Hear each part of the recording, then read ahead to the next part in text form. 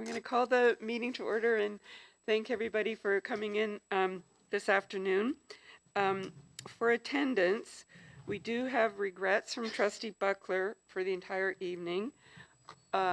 Student Trustee Sarim is in traffic. He notified us he's trying to get here. And Trustee Burgess is also stuck in traffic and is on her way. And Trustee Cook advised that she has to work till 4 but is on her way as well. Okay. And with that, I would like to ask if there is consensus to flip the order of C and D, approval of the agenda and convene to private session. I can do it by consensus if you all agree. Are you okay with that? If not, we'd have to do it by motion. Okay, so by consensus, D now becomes C, and approval of the agenda will wait until 7 o'clock. So could I have a motion to convene to private session? Trustee Leclerc, Trustee Nelson, all those in support?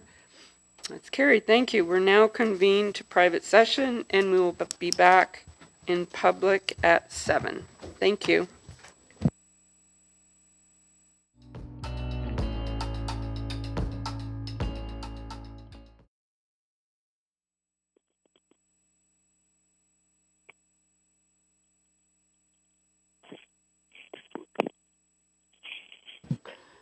Good evening, everyone, and welcome to our public board meeting.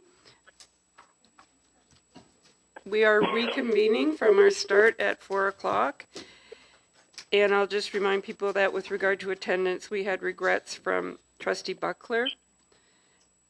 And I would just like to remind the audience that we do have rules of procedure that we're required to follow, and that we do ask that you all respect that you are attending a formal business meeting of our Board of Education.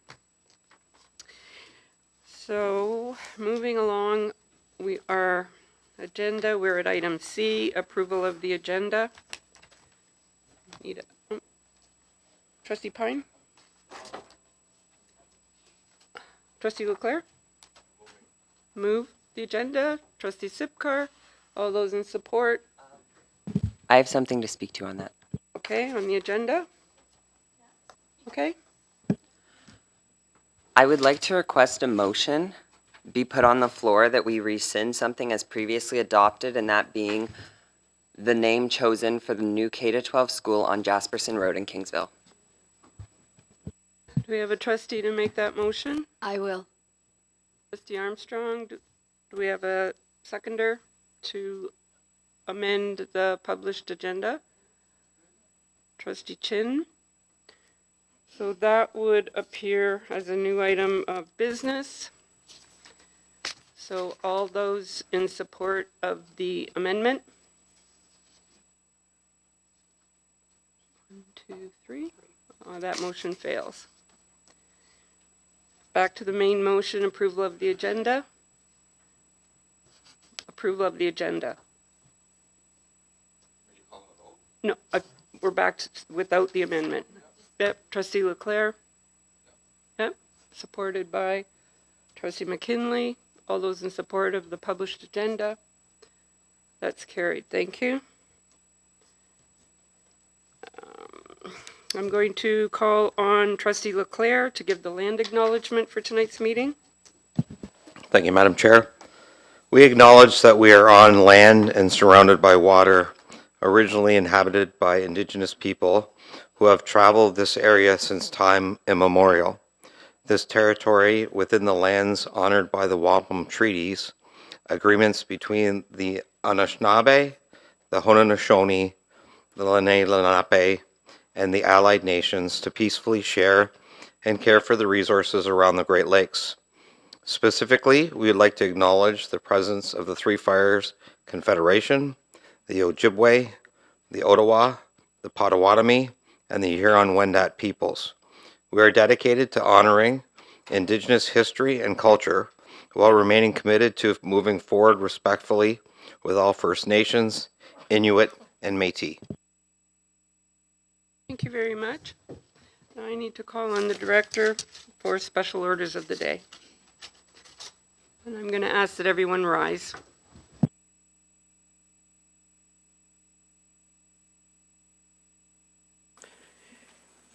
A tribute to Tina Kimball. Those who knew and worked with Tina can attest that her wit was sharp, her laughter was contagious, and her love for friends and family was unwavering. Tina made a positive impact on many lives throughout her career. She was warm and welcoming, and her presence in the school office made a lasting impression on staff, students, and guests.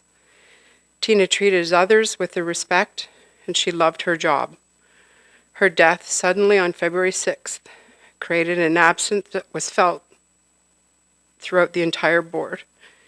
She loved quilting, camping, singing in her church choir, having family get-togethers, going for long drives, ordering chicken wings and beer, but most of all, she loved her time with her husband, Dale. Tina and Dale raised 2 wonderful children, Tyler and Lainey. Their extended family includes their spouses, Nicole and Cole, and 2 grandchildren, Donovan and Linnea. Losses like these are never forgotten because people like Tina can never be replaced. The sadness felt at her passing is surpassed only by the happiness that she stirred within each one of us. Please join me in a moment of silence.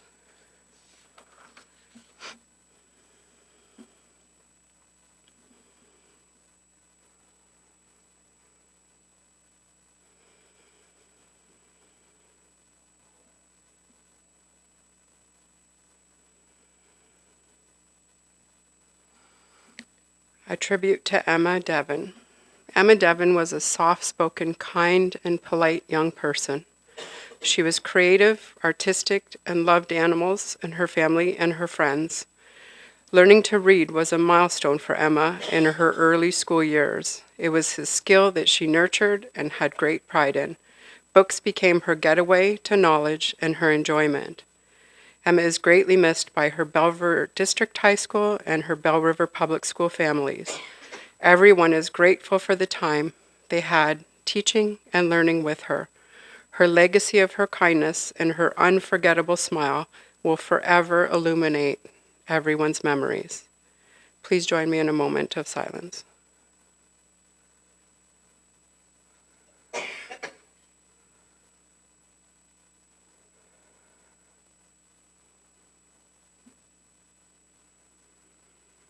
Thank you.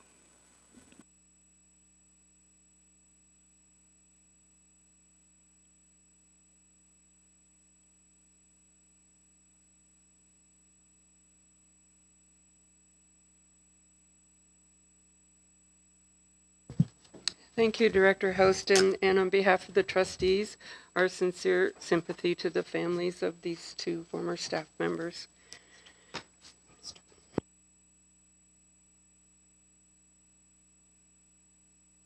Item E, declaration of conflict of interest for this meeting. Seeing none. Item F, actions of the board meeting, private session. Trustee Nelson? Yes, actions from F1 to F5.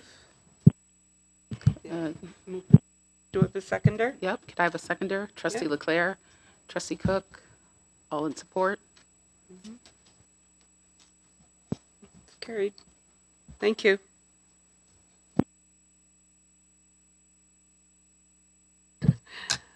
Tonight is a little bit unusual, and some trustees may not have experienced this, but we're required through the Education Act that we have dedicated meetings to education development charges. So that's on our agenda tonight. And the Education Act also requires that any individual who wishes to speak on either of the 2 items related to education development charges has that right to speak when those items are presented. So it's a little bit different from what some trustees may be used to, but it's required. So item G1 is the education development charges, which we call EDCs, the policy review. So the Greater Essex County District School Board is proposing to enact an education development charges bylaws that will apply to the development of land in the County of Essex and the Township of Peely. The new bylaw is required because the current bylaw of the board, which was passed in 2019, is scheduled to expire at the close of business on April 21st, 2024.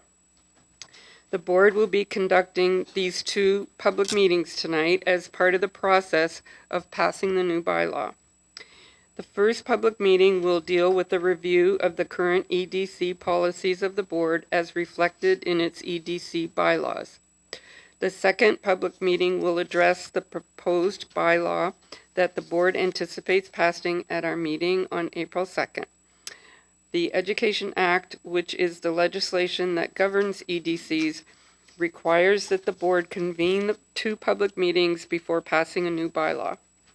The primary purpose of any board in implementing education development charges is to provide a source of funding for new sites. These are not funded by a grant under the province's funding model. The EDC calculation is based on new pupils that will be generated by housing units within the bylaw area, for which building permits will be issued over the 15-year planning period and for which additional school accommodation is required. We are seeking input from the public tonight and will give consideration to their submissions prior to the passage of the new Education Development Charges bylaw.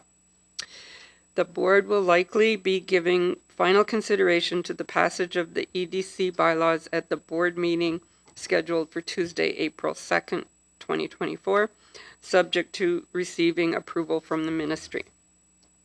We will begin the proceedings with the policy review public meeting, followed by the public meeting for the proposed bylaw.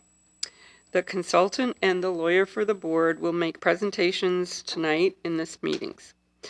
Members of the public will also be invited to address the board with regard to these two items. So we will commence the presentations with our friend Jack Amendolia of Watson and Associates, the board's economic consultant. Jack isn't a stranger to our trustees, and he will address the policy review. Jack, thank you.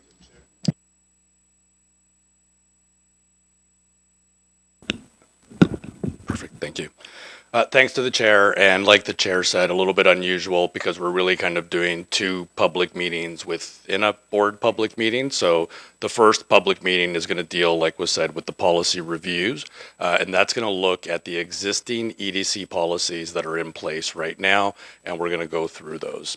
So just to start out, just for a quick refresher for everybody, when we're talking about an education development charge, what it really means is that it's a mechanism, like was mentioned in the summary, for school boards to pay for new school sites as a result of new residential growth. So what happens is where school boards have an EDC bylaw, if you have to build a new unit, and that could be a developer who's building thousands of units, or it could be me who's going to take out one permit for one house. Everyone has to take out a building permit to build a new dwelling unit. When you do so, if a board, like I said, has an EDC, you pay the EDC at that time. It's collected by the municipality. The municipality transfers those funds over to the school board. The school board then collects that money. When it's time to go out and buy a school site for a new school, those are the funds that are used. So in essence, that's what the EDC is. And when we think about it, it's a mechanism that the province has used really for the last 30 or 40 years. It's a premise that new growth results in new services needed, and a burden or an allocation of that cost for those services should be borne by the new residential growth, and that's the EDC.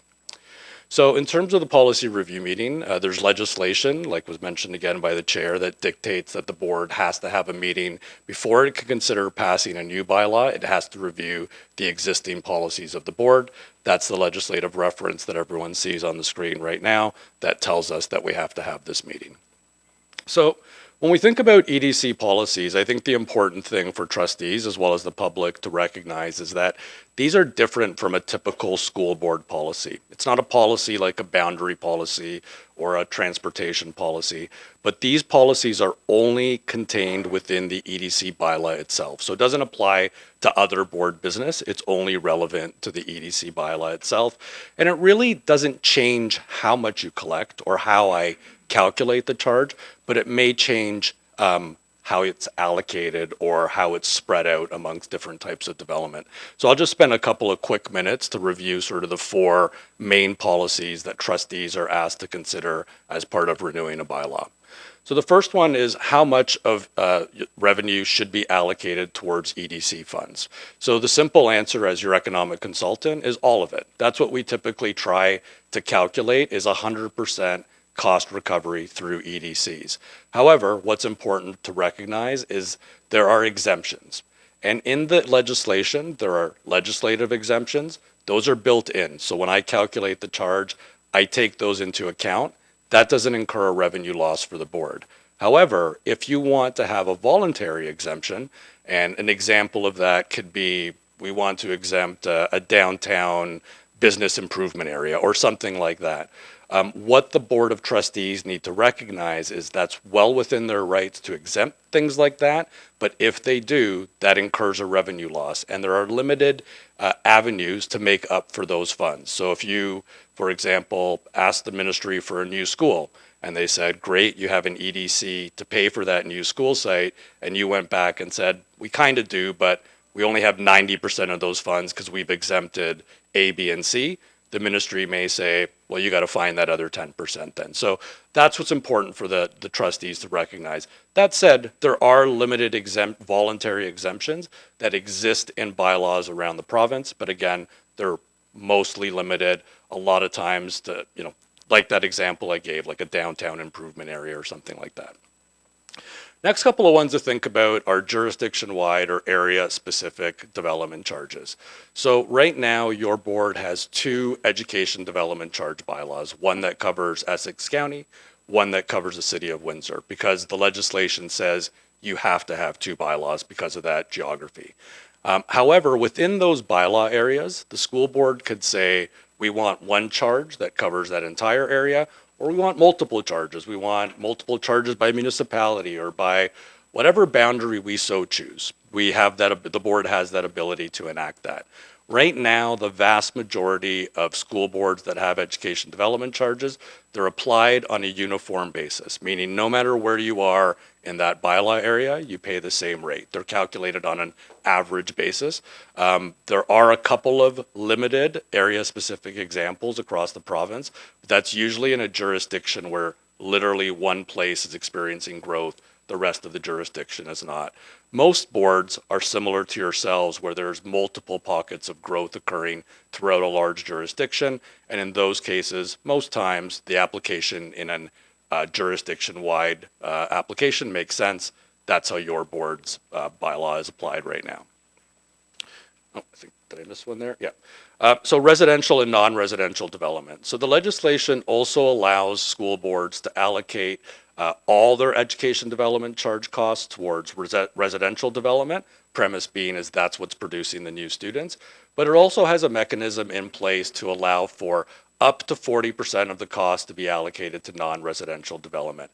Right now, around the province, the average is around 10% non-residential, but there are several bylaws that have 100% residential, exactly like yours. So again, the average is 10%, but like yours, 100% residential, many other bylaws exactly the same.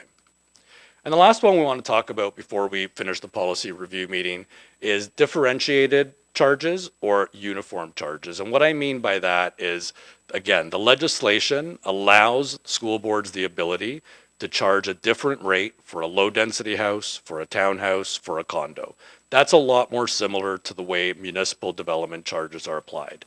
However, when we go way back to the inception of EDC legislation, school boards did not have the ability to do that. It was only to be applied on a uniform basis. As such, that's how all the bylaws were applied. 2002, change got made to the legislation. When I was working, I expected fully to see more differentiated bylaws after that. Not one board has passed a differentiated bylaw. They've all been uniform, just like yours. Reason being is that there's still, while we're starting to see more medium and high density development, there's still a lot of low density development. And when we cost average that out, it's still cheaper for a low density developer or taking out a low density permit to pay the average rate rather than a low density rate. So we may start to see more differentiated rates, but all of these things that I'm talking about in terms of policies, we bring out to the public. We have stakeholder meetings that I'll talk about in the next meeting, and we solicit exactly that kind of feedback. Here's what our existing policies are. Does anybody want to see anything different? And I can tell the trustees to date, we haven't heard any significant feedback that stakeholders want to see a change to the policies. I'll finish off by saying you will receive a report from staff that outlines what I spoke about today with staff's recommendations as well. So I will stop there and see if there's any questions with regard to the policy review meeting. Yeah, I should have mentioned that Jack is from Watson and Associates, Thanks. who are the board's economic consultant, and Jack's spoke to us over the years on a number of items. So now I would ask if there was anyone that contacted the board to speak on the matter of the education development charges policy review. We don't usually have a rush on that. It doesn't look like we have any tonight. So with that, I will declare that. What? Oh. Trustee Leclerc. Thank you, Madam Chair. Thank you, Jack, for your presentation. Succinct and accurate as usual. I do have a question for clarification. If you could explain, we currently have 100% of our EDC is residential based.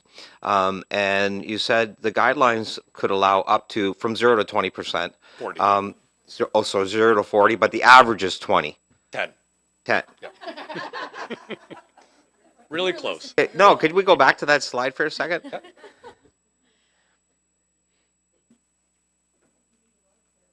Yeah. Okay, so but you no, so So yeah, 0 to 20. That okay, yeah. So my apologies, but my question is, what is the advantage or disadvantage of having an approximate of 10% or something within the range that's allowable, particularly to the context of our environment? So the advantage of having 100% residential charge is that's what's producing the pupil. So it's a 100% direct relationship to the pupil needs and the house that's producing them. Over the years, and the reason this non-res allocation even came about and this 10% average came about was through discussions with the development community, again, over 20 years. And this wish by residential developers saying, hey, we recognize that we should bear most of this cost, but there should be a mechanism in place to recognize that non-residential development drives residential development too. And you're not going to have, tons of residential development if there's no place to work and there's no schools and there's, right? So that was the reason why through those negotiations, it was honestly, there's no science behind it, I can tell you that. It was 10% seemed kind of fair, where the development community said, that's cool. We can see that, we're allocating some of it now to non-res and still bearing the brunt of it. So the reason it might come up in some communities, why it's, why is it 0 in some and mid-20s in some, it's literally the stakeholders. It's mid-20s for a board in Peel region, where there was, when that got set, there was a ton of industrial commercial development happening in Mississauga and Brampton. So through those negotiations with those individual stakeholders, it was agreed to lift that rate. But like I said, the average is around 10, lots of boards with 0, but I hope that answers your question about sort of the impacts and why. Yeah, so supplement to that, I didn't hear anything distinct that would suggest that we should be looking at changing where we're at, that what we're doing is the appropriate course. In my opinion, yeah, like unless we start to hear some significant feedback from the development community, like we have in some other areas where it's changed, then I would see no reason, not to be cliche, but if it ain't broke, don't fix it. Like I don't see any reason why we'd have to change it. You're welcome. Thank you. So I am going to declare this part of the Education Development Charges Policy Review closed. We have no speakers. And so now we're going to move on to the policy review the next step of this process, which is to commence the proposed bylaw public meeting. So we are now going to look at the proposed bylaws and the background study. And during this public meeting, we will be inviting our consultant to give us an overview of the process and methodology supporting the proposed charges. We will also be asking our lawyer to explain briefly the text of the bylaws. So again, Jack, I invite you to make your presentation on the proposed EDC charges. Great, thank you again. So we're just going to jump right into it, and like was mentioned by the chair, so now we're dealing on a go-forward basis with what's proposed in terms of the new bylaw that's going to be considered for renewal in several weeks. So just to start out, we're just quickly look at what the existing charges are. So a couple of things to note. Like I said, there's two existing bylaws, one that covers Essex County, one that covers City of Windsor. The original bylaw was enacted in 2019, and that reflects the table that you see on the top screen. One thing I'll mention, and I'll get into this a little bit more near the end of the presentation, but it should be recognized that there was a legislative change. So EDCs are now phased in. So regardless of what the rate is that is calculated, you could only increase your rate by $300 per year over what the existing rate is. So that's kind of what you see on the table at the top. You see at the very far end, 1455 and 682. Those are the rates that were calculated back in 2019, but the existing rates were 305, so they could only go up by $300 a year until they hit their maximum rates. The table that you see on the bottom is an amendment to the EDC, and the legislation allows boards to consider an amendment, not a new bylaw, but an amendment to the rate for things such as land values increasing in an area. And we'll look in a second how that impacts the charge, but because land values had increased quite significantly in the board's jurisdiction in 2021, the board enacted an amendment to the bylaw in 2022 to raise the rates, and that's what you see at the bottom table. Still have to be reflective of that $300 increase. So right now in year 5 of that bylaw, and these numbers will come in a little bit important later, in Windsor, the existing bylaw was $1,805 per permit, and County of Essex, $973. So I'll be really quick on this slide because we just went through all of these policies. So this is just the last couple of circles are just a review of those policies and of the basically key elements of the EDC. The other thing is to remember with limited examples or exceptions, it's recovery of the land costs only. So you can't build schools with EDCs. You can buy the land, you can prepare that land, which means flatten it and grade it and get it ready for construction. But construction of the school, like was mentioned in the summary by the chair, that is new pupil place grants or funding grants by the ministry. The other thing too is not all school boards qualify for an EDC, and we'll look at this because it's impacting this board in one of the bylaws, and we'll talk about that in a minute. School boards have to do certain things. So I talked at the beginning, why are we having these public meetings? And the chair mentioned it as well. Because we have to. Because the legislation says before a school board of trustees can be in a position to consider a new bylaw, you have to meet certain requirements. So some of the things that you have to do are on the screen. First one is you have to prepare a background study. And that's largely where myself and my firm come in as we prepare these background studies for the school boards. Background study provides all the assumptions and the rate that we'll go through in tonight's presentation. That background study has to be made available to the public at least 2 weeks before tonight, before the first public meeting. That has been done. So we fulfilled the first 2 circles, and you see them outlined in blue. We have to have 2 public meetings. We've talked about that a few times already tonight. So as soon as I am done this second meeting tonight, we'll have fulfilled that requirement as well. And the last one is the bottom one is notice of public meetings has to be provided to the public at least 20 days before tonight, before the first public meeting. that has been done on the website as well as newspapers around the board's jurisdiction. The last one in yellow is the background study has to be approved by the Minister of Education. Last thing that has to be completed again before the Board of Trustees can approve a new bylaw. That's in process. Ministry has let us know that so far so good, no questions. They tell us that they're finished their review and it's just waiting for a signature upstairs. So hopefully that's all true. And in a couple of weeks, we have that signature. So that's after tonight going to be the last thing that the board needs. Once that happens, the Board of Trustees will be in a position to consider new bylaws.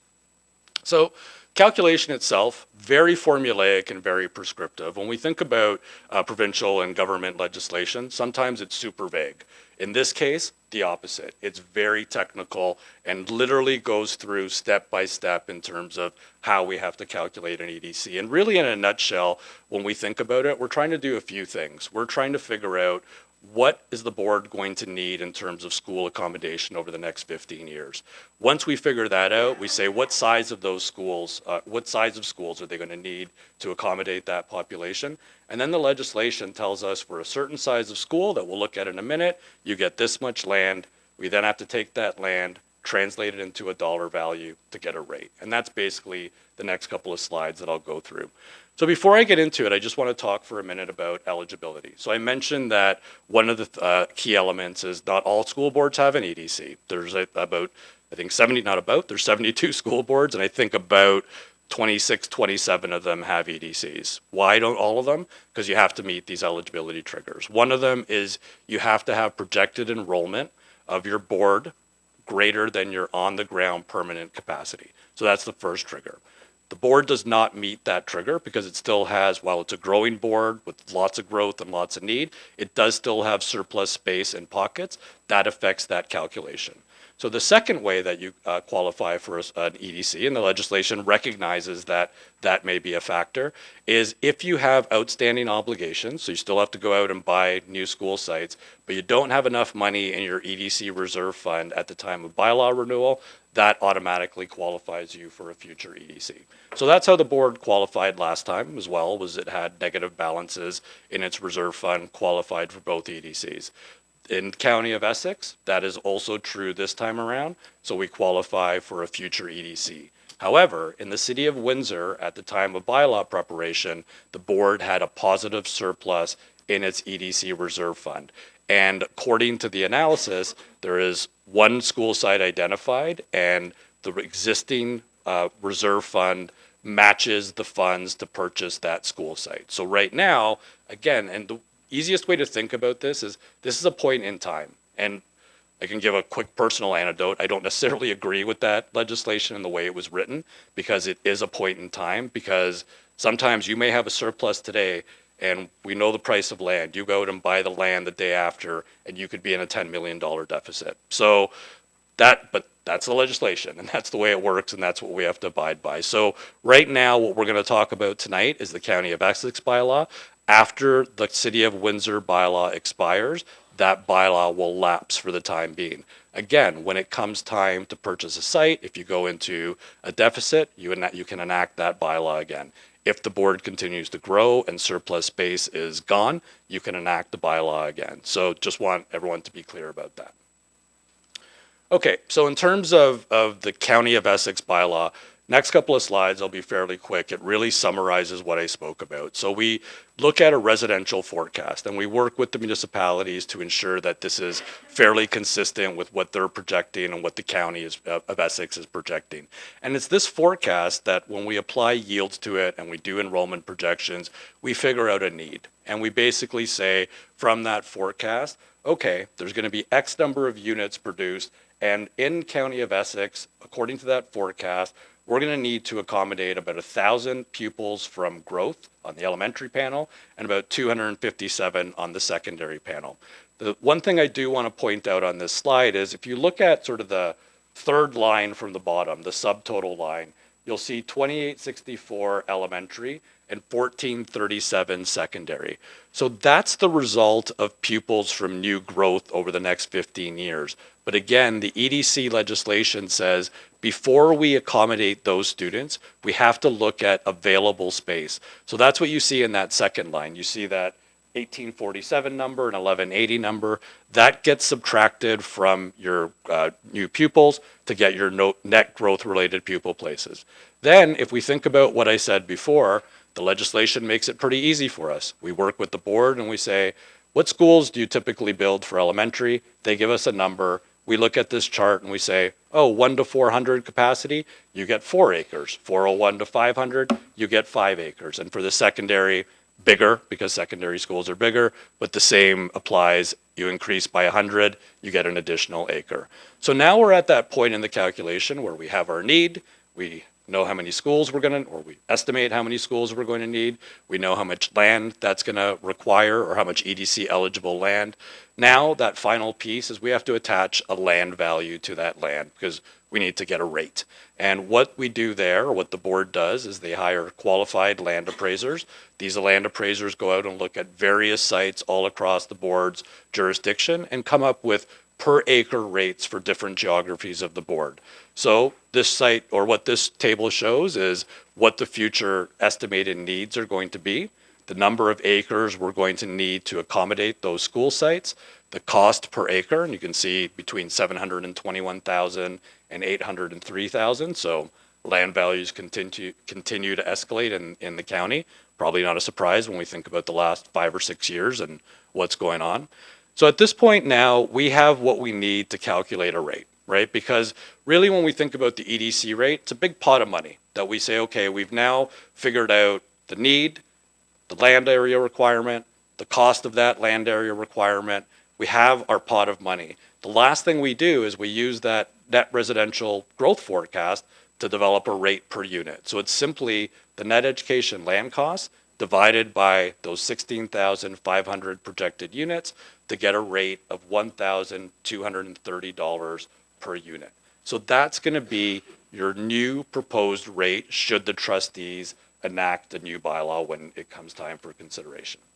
The last thing I'll mention is what I talked about earlier. There is a phase-in requirement that says you can't go more than $300 above your current bylaw. But if we think back to what your current rate is, it's $973. We add $300 to that, it's $1,273. The current proposed rate is less than that, so no phase-in required. Your year one proposed rate will be $1,230, and again, absence of an amendment or increasing land values, that should be your rate for the duration of the bylaw. So no phase-in for your board. So really quickly to finish a couple of slides off, just to make trustees aware. So like I said tonight, we've now fulfilled, or in about a minute, we'll have fulfilled the legislative requirement for the public meetings. Notice has been provided. So all of those meeting requirements are done. The background study has been released and is completed as well. So like I said earlier, we're just waiting for ministry approval. I can also tell the trustees that we've corresponded with local stakeholders outside of the legislated process, and we had a stakeholder meeting with them. We've provided them with information. When I say them, municipalities and development organizations around the jurisdiction. And it's not over. I mean, it's not like we're finishing the meeting tonight and we're saying no more feedback. I mean, right up to bylaw consideration in a few weeks. If we hear anything, obviously we will update trustees. So really, next couple of things as we wait for approval. Like I said earlier, the Board of Trustees will get a staff report summarizing a lot of what I spoke about tonight. And then, assuming everything goes well, we'll be in a position on April 2nd to consider a passage of a new bylaw. So thanks very much for your attention. Thank you. And now I'm going to invite Mr. Brad Teichman from the Overland legal firm to explain the text of the draft bylaws and legal requirements. Okay. Good evening. Thank you, Madam Chair. Can everybody hear me? Yep. Yes. Yes? Okay, great. Anyways, thank you for allowing me to speak this evening. Sorry I can't be there in person. I'm just going to address the important terms of the proposed bylaw, and members of the board can find the bylaw. It's an appendix to the background study that Jack prepared. I prepared the bylaw. He incorporated it into the background study. The draft bylaw is very similar to the 2019 bylaw. that applies to the County of Essex and Township of Peely. I've updated it to comply with a number of legislative changes that occurred since the 2019 bylaw was passed. As currently drafted, the bylaw is proposed to apply to the residential development of land in the County of Essex and the Township of Peely. It will not apply to non-residential development. We just heard Jack cover that point. The bylaw, extends a number of exemptions. All of them are mandatory, required under the governing legislation, except one, and I'll go through them quickly. The bylaw exempts from the payment of EDCs lands that are owned and used by a municipality, another school board, public hospitals. Public hospitals are not a mandatory exemption. Those are discretionary. That's the only one. The bylaw also exempts private schools, long-term care homes, retirement homes, hospices, or other facilities that provide palliative care, child care centers, and properties owned and operated by the Royal Canadian Legion, such as memorial homes or clubhouses or their athletic grounds. The bylaw will also exempt land that is owned by community colleges, universities, and land owned by Indigenous institutes. The the bylaw will impose a charge of $1,230 per dwelling unit, and that charge will apply throughout the 5-year term of the bylaw. It's, as we heard from Jack, it's not adjusted or indexed annually. Again, it's a charge against per dwelling unit. The bylaw defines a dwelling unit as self-contained residential accommodation that contains kitchen and washroom facilities. So if you picture a single detached house as a dwelling unit, an apartment within an apartment building or a condominium unit would also be a dwelling unit. But if you think about a group home where there's 5 or 6 bedrooms that share one kitchen and a number of bathrooms, that would not qualify generally as a dwelling. I'm giving one example as a dwelling unit because it's not really self-contained for a person or typically in a family situation residing within a unit. If the way the charge is applied, it's on a per dwelling unit basis. So if somebody builds one house, they pay one charge. If they're constructing a semi-detached dwellings, they pay 2 charges. And if they're proposing to construct, let's say, a 50-unit apartment building or condominium development, they would pay 50 charges. There's also limited exemptions provided for in the bylaw for residential intensification. That contemplates a person building a dwelling unit within an existing residential building. So please imagine someone has a house, they finish the basement and install or construct kitchen and washroom facilities, and it becomes self-contained. That basement apartment would be exempt from the payment of EDC, subject to certain size limitations. The bylaw also provides exemptions where a dwelling unit is demolished and replaced by a new dwelling unit, provided it's on the same site, and also provided that the building permit for the replacement dwelling is issued within 2 years of the demolition of the demolished unit. So there's a credit for demolition, provided the building permit is issued within 2 years. The building permit is payable upon the issuance, the EDC is payable upon the issuance of a building permit for a dwelling.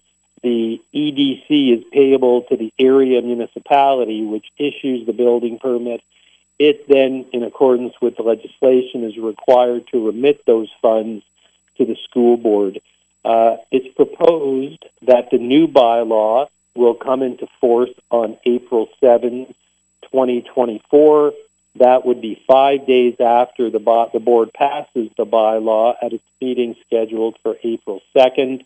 So there's a 5-day spread between the passage and the enforce date.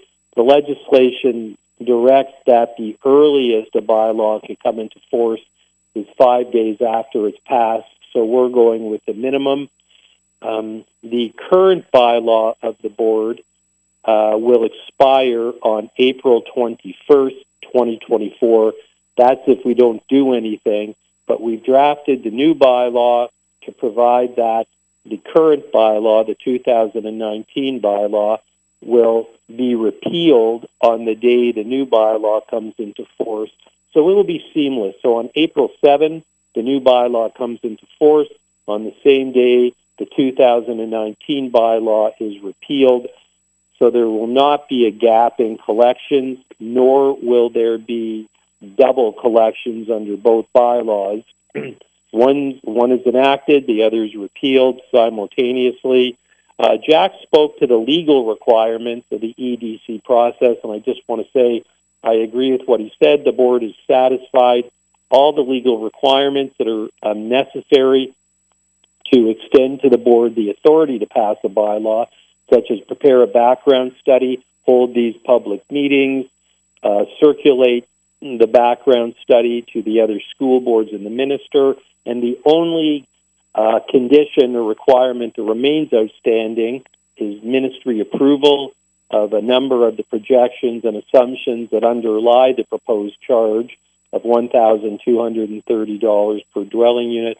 That's outstanding. Jack's in constant contact with the ministry to prod them along to ensure we have that approval, which comes in the form of a letter from ministry staff to the director, and we'll likely have that towards the end of March or first day or two of April, because the bylaw passage meeting, as we all know, is scheduled for April 2nd. I'd be happy to answer any questions. Thank you. Thank you. Trustee Sipcar has a question. Through you, Madam Sure. Chair. I actually have a question for Mr. Amendolia. Is that in order? Okay, thank you. Thank you for your very informative presentation. I know that we've discussed this in the past, so I'll be brief. And in the light of the fact that the City of Windsor were not eligible to increase the bylaw rate, do you see any movement at the provincial level to propose new or different legislation to allow school boards more freedom? Because that seems like a kind of arbitrary line, and I know that there are other school boards that this impacts much more severely than us. And so I'm just curious, because we do anticipate new growth in the City of Windsor as well, and it seems like a bit problematic that we're not able to move forward with that as well. In a word, no, unfortunately. Yeah, I mean, I personally, like my firm has relayed to the ministry our position and our opinion on some of the issues in the legislation. They've opened the legislation up several years ago to make all the changes that we talked about. That's not one that they looked at. So I hope so. I mean, they continue to hear from us and from other boards about some of the ramifications of exactly what you spoke about. So I hope so. I'm just unfortunately not holding my breath, but I hope so. Are there any other questions from trustees? And is there any member of the public who wanted to speak on the proposed bylaw?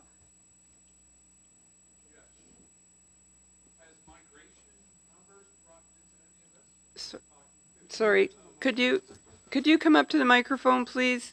And do we need a name? Could we have your name, please, and your municipality?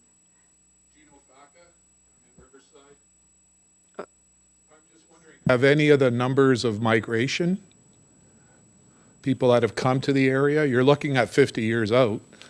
And also, are there, since I'm being taxed as a landlord for multiple units, do I have multiple says? So I can address both of those questions through you, Madam Chair. This rate doesn't have anything to do with the tax base or with rentals. It's only if you're issuing a new building permit for a new residence. So it won't affect your tax rate or any existing units or any existing rentals. So only for a new dwelling unit, a new permit. To your first question, absolutely, in terms of migration and immigration.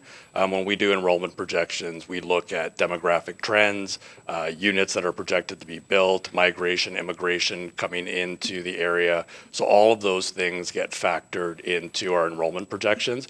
The reality right now is it's a little bit of a crapshoot and a little bit of a guess in terms of what we're projecting going forward, because there's been so much change. There's been so much change in migration, change in economics, change in housing price, pandemic, which caused change in working patterns and commuter patterns. So all of those things form our enrollment projections, but yeah, definitely immigration and migration are a huge driver of growth, and what the municipalities use to inform their forecast as well, because we don't make up our own residential forecast for this. We use what the municipalities and the county are using. Aren't they delayed by a few years, though? Their Forecasts, numbers? there's always going to be some. Well, the forecasts are trying to project out. Also, and just to clarify, not 5-0, but 1-5 years, 15 years is the forecast. I see. Yeah. Also, I'm building a fiveplex now, like 5 units. Would that fall under this? If it's in the county of Essex and it meets the requirements of a new dwelling unit that Mr. Teichman explained, then yeah, it would be subject to an education development charge. And once again, do I get any voting, extra voting authority, or any, am I allowed to vote 5 times on certain things, or?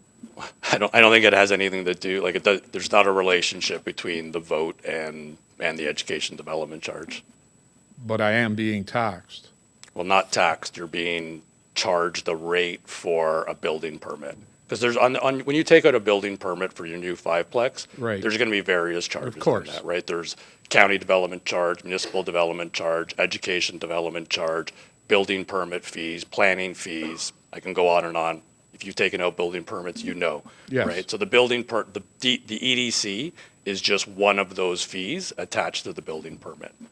So not a tax. I mean, we can define it any way we want, but it's not a tax, because the way to think about it is I'm not building anything, so I'm not paying anything towards the EDC. My taxes don't get affected.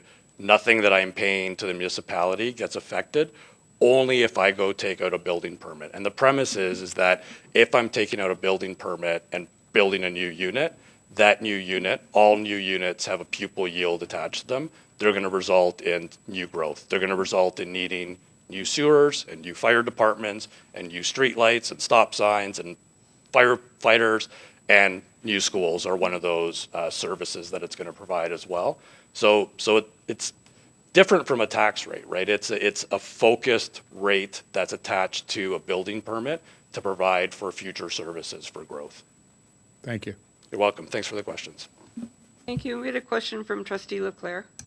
Yeah, so based on the public question, this is, EDCs are nothing, they're not new, so this is new. This is just a adjustment in the county on what the rate will be. So if you've been taking out building permits in the past, you've paid EDCs. 100%. Thank you. Thank you. Is there anyone else who was here tonight to speak on the EDCs or the bylaw? No? Seeing none, well, thank you, Jack and Brad. And as we mentioned, these meetings were held for the purpose of reviewing the board's current EDC policies, for informing the public about the EDC process and the proposed bylaw, and to hear the public's views. So we have done that, and I am now going to declare that we have held those 2 public meetings, and they are now adjourned, and we will move on to the balance of our agenda. Okay, thank you.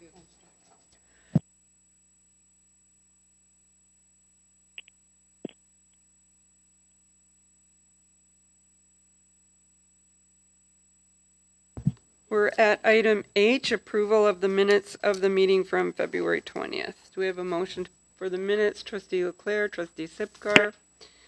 On the minutes, all in support. Point of order. Teichman. Point of order on the minutes? Yes. It stated that we are allowed to call point of order anytime that we are in violation when passing a motion on anything, including laws that are applicable, which I would consider to be our regulation for naming and renaming schools. So looking at the resolution that took place at our last meeting, being stated that the GCDSB name the new school on Jasperson Road in Kingsville, Erie Migration Academy, we were directly in violation of our naming and renaming of board facilities R-PL-01, which states in Section 7 that, and I quote, "At a public meeting of the Board of Trustees, the area superintendent will present a report on the deliberations and actions of the naming selection committee. This will also include the short list of suggested names. Trustees will then vote to choose one of the suggested names or provide an alternate." I know it is already stated to all of us that the report we received in our package does suffice for that, but I'm wondering, because on this, it directly says that this report is from Trustee Julia Burgess, chairperson of the naming committee, and not listed as the area superintendent, which it should be to be able to suffice Section 7.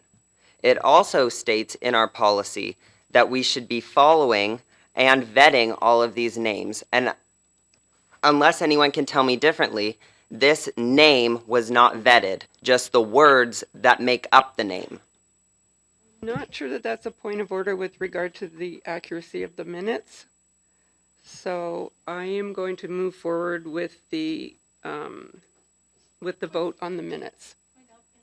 Sure, point of information, Trustee Burgess. It's point 4 information. I'm happy to submit the official notes from the meeting of December 18th of the naming committee as chair of the committee, and you will note on, I think, the second page that Erie Migration Academy is listed with all the other names that were on that first list. So I believe that was part of the report. Or correct. your It oral was report. available to anybody who wanted to see it. And the Todd Allwender, Superintendent of Education, School Design, and IT, has provided that. And all members of the naming committee were provided these notes before the final suggestion. So I do want to say that the presentation and the report was given in print form. My name is on the memo, but there was a consultation between Superintendent Allwender and I, and in fact, the memo was changed. So it was presented to all of us and with notice prior to the meeting of several days. Thank you for your point of information. And once the report is received, it's received regardless of whether or not there's an oral presentation. That's with any of our reports. So I am moving forward with the vote on the minutes. All those in support? Opposed to the minutes? Thank you, that's carried. Business arising from the minutes. And presentation from the student trustees, item J1. Who's doing that? Sarim, okay. Through you, Madam Chair. Good evening, trustees, superintendents, and Director Houston. The student trustee general elections were held last month at a special meeting of Student Senate. We would like to thank all candidates, voting delegates, and scrutineers who took the time to participate in our second in-person election. Congratulations to incoming student trustees Kiera Trikolovich from Tecumseh Vista Academy and Tianyu Lin from Vincent Massey Secondary School. Colin and I also look forward to mentoring these bright and accomplished students to the remainder of our term. Student Senate also participated in Tampon Tuesday, sponsored by the United Way and Windsor and District Labor Council in honor of International Women's Day. Schools collected both products and financial donations to stock local food banks. We learned that menstrual hygiene products are the most requested yet least donated products at food banks. We would like to thank student senators who worked tirelessly to make this drive a huge success. In school news, semi-formals are in progress, student councils held candygram sales, and Dress Like a Teacher Day. Students also look forward to all the exciting things planned for spring. And we look forward to meeting the new student trustees in the near future, I would think.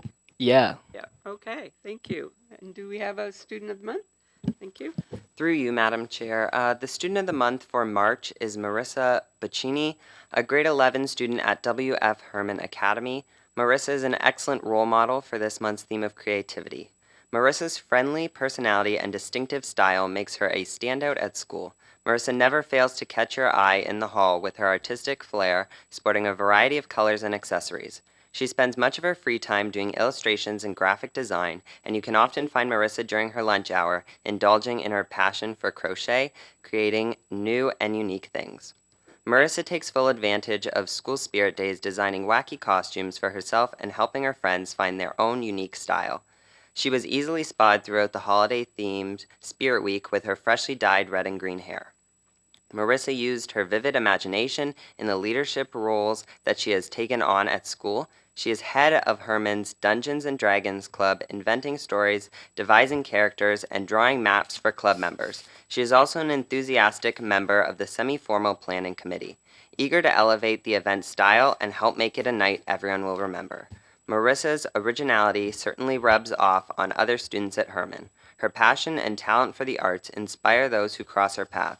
Marissa is truly deserving of recognition for her creativity, and the W.F. Herman community could not be prouder to have her as a fellow Griffin. Congratulations, Marissa, on being selected as Student Senate Student of the Month for March for the theme of creativity.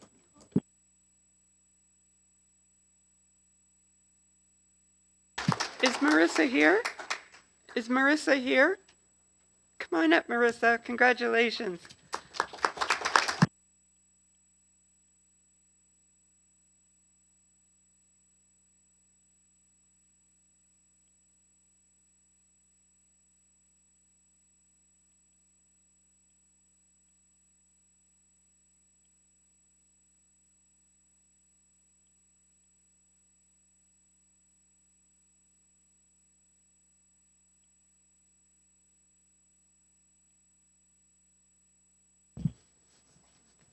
Thank you, and congratulations again, Marissa, from all the trustees.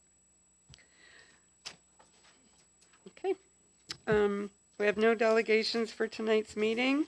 On the speakers list, we had 6 to speak on the school name. One of the persons who signed up, Sherry Dudovich, today called that she was ill and asked that trustees please read her submission, speaking on behalf of her parents committee in Harrow, and that's been emailed to trustees. So I was asked to acknowledge that. So there are 5 others, and I will call them up in order and remind each of the speakers that they have 5 minutes. So the first are 2 coming up together, Emerson Janishki, I hope I pronounced that correctly, and Kinsey Kendrick, coming to speak on the school name. So ladies, the microphone is there, and there will be 5 minutes. Thank you.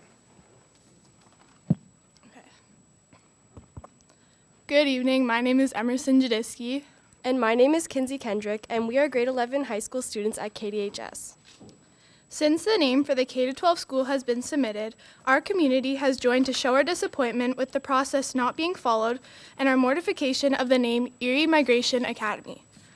On behalf of the KDHS community, we thank the trustees that have taken the time to respond to the citizens. Trustee Armstrong, Trustee Chin, Trustee Cook, and Trustee Pine. Thank you for listening to the community voices and at least acknowledging and hearing all of our concerns. As with many roles, we realize that it is difficult to make important decisions, which is why we ask the question, if you could go back to vote again, would you make a different choice now, knowing that this name was not supported by the community or the naming committee and has invoked an emotional response and disapproval from much of our community? We'd also like you to consider the question that although Trustee Burgess was within Section 7 of R-PL-01 to produce a name on her own, is it ethical and fueled with integrity for her to do this, and then for you to vote in favor?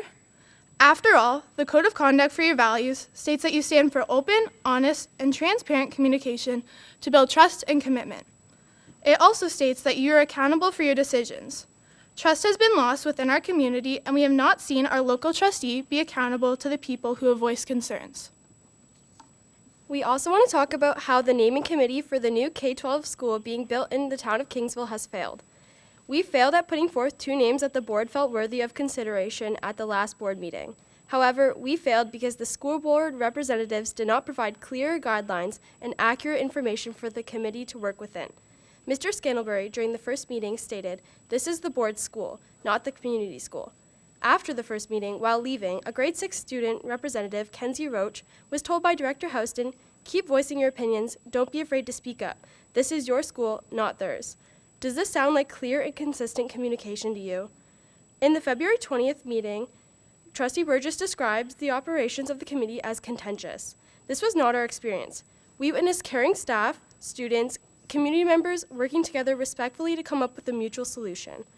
The table that included the community rep from Harrow put forth the name Greater Kingsville District Academy, with the Harrow rep sharing that she did not care if Kingsville was in the name as long as there was a word that implies an area beyond Kingsville. These names were arrived at through calm and rational discussion, not through fireworks and arguments as suggested at the last board meeting. Now, regarding the name Erie Migration Academy, the name Erie is not unique to us because of the relation to the Harrow Kingsville Minor Hockey Association. We want the students at the new school to have an identity separate from the local hockey organization. In fact, during the committee meetings, this point was discussed and all the names with Erie were removed from the list. Mr. Scantlebury said that the school would be an academy at both the first meeting and in the focus groups. Despite what was shared at the last board meeting, much of the community and the naming committee did not want academy. Remember Kenzie Roach, the grade 6 student we mentioned earlier? Inspired by her conversation with Director Houston, she stood up and read the definition of academy to support her belief that academy was not well suited for our new school. Instead of celebrating this brave young girl, Trustee Burgess made a request for her source. Mr. Scantlebury indirectly implied that Kingsville could not be in the name, but when questioned, Superintendent Awender said that the committee put forth names that included Kingsville, they would be considered by the board. It seems that this was misinformation because the committee's suggested names were not discussed or voted on at the last meeting. One thing that this Board of Trustees should recognize is that in Kingsville and Harrow, our community schools are the heart of our community. Over the years, students have returned to school after dinner for many community programs. When the board asked people to find something meaningful to name the new school, many liked Kingsville because of their connection to the school. Although Kingsville may not be meaningful to the trustees, it is meaningful to us and to the very community where it is located.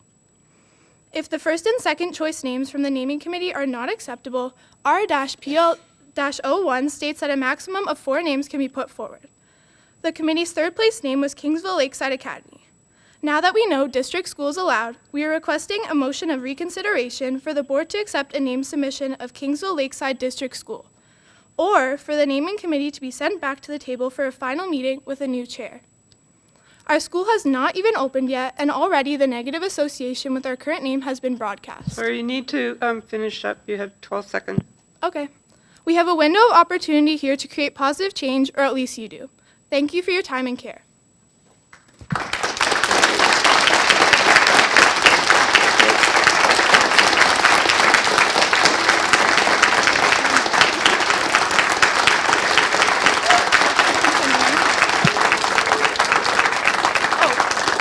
Thank you. Do we have questions of clarification? Trustee Pine? First off, thank you so much for being here and voicing for students who are directly affected by this school name. It really is the students and not us on the board. You brought up that the committee did not want academy in the name, whereas Trustee Burgess at the last meeting mentioned that academy, she did not like it, but the committee wanted it. So that's why it was chosen. I was wondering if you could expand on that. Sorry, you need to ask a question of clarification, not to expand the dialogue. What's your question? Did you ever realize what the reason behind? No, a question, sorry. And I explained this to trustees very clearly, that when the speakers come to speak, we don't engage in dialogue. We don't engage in debate. You can ask a question of clarification if you misunderstood something. I think you understood their presentation very well. I'm asking because I feel like I did not adequately understand what they were saying. So I'm asking for that point to be clarified. Which point to be clarified? The point on Kingsville District Academy, because what we had received as a board at the last meeting from the chair of the naming committee is not the same that we are hearing from members of the committee. So I would like that to be clarified. Sorry, I don't believe that they're members of the committee. They can't speak on behalf of the committee. I was a member. There is a member of the Kinsey, committee, okay, Madam Chair. One? Okay, Yes. but what is your question in relation to their presentation? My question that I just stated was that we have heard that the committee did want Academy in the name by Trustee Burgess, and she wasn't too fond of it, but a committee member has just stated that the committee did not want it. So I'm asking, is this true? And asking for clarification that that is what was meant. For You're asking if the committee considered the word academy? I am directly asking Kinsey Kendrick, who was a member Okay. of the naming committee, Okay.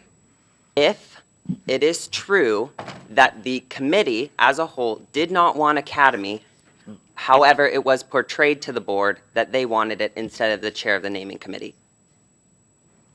The word academy was in the report in both names that came forward, so. We I heard don't that it think- was, I but don't we have think- just heard from a member of the committee. I was not at the committee meeting, and neither were Correct. you. So I am asking clarification because I do not know what happened at that meeting. Correct. And I believe that Ms. Kendrick will be better able to answer that from my knowledge than anyone else. So the question to Kinsey is whether or not the committee discussed the word academy. The committee did discuss the word academy, but the direction was changed, that we were originally told that it could only be academy, but the direction was changed after our groups had put forth our final choices, that it could either be academy or district school. So we were all trying to battle the shock that just came, that our decisions that we had made could have a second option. So we were told at the last minute that there was a change in direction, that we could have academy over district school. Thank you. Any other questions? For clarification, Trustee Burgess? Thank you. Just a question for clarification. Everybody on the committee was in receipt of a bunch of documents. So the agenda for the meeting, the policy, the regulation, I think the abstract that's Mr. Scott Scantlebury provided. Did you receive on your application or are coming to the committee, the policy and the regulation? The only thing I received... By email it would have been, I think. Yes. The only thing I received by email was the email from Scott Scantlebury. That was the background of Kingsville. And the form full of the name suggestions from the community. You didn't receive, just for clarification, you didn't receive on application to No. join the committee, the policy and the regulation? No, and I discussed with many people, and a lot of people on the committee have also not received that. Okay. Can I ask if you saw the hard copies available there at the meeting? No, I did not. Okay. Thank you.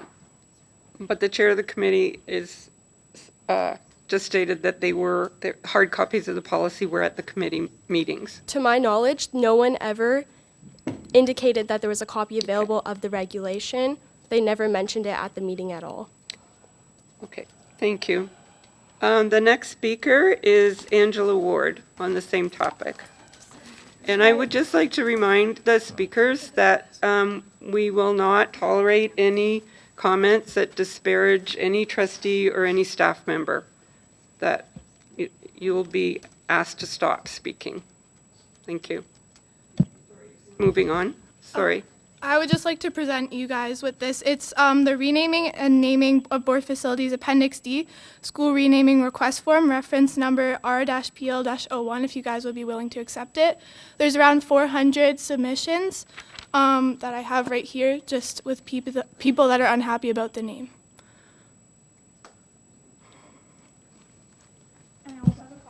Thank you. Angela Ward? Angelina. Oh, sorry, you're right, Angelina. Madam Chair, could I ask for someone to direct the microphone closer to the speaker? Oh, okay.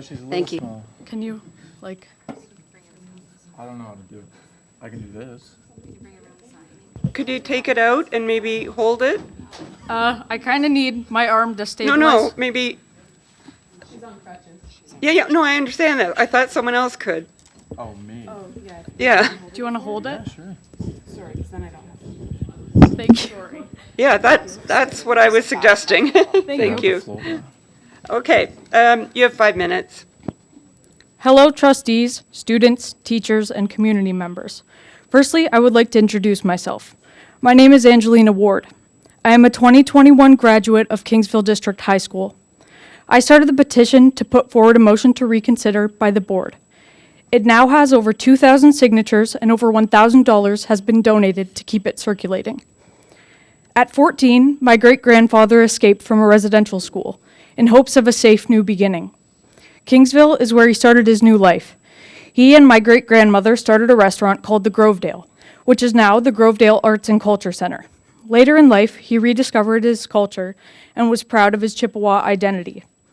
4 generations later, we are still proud to call Kingsville home.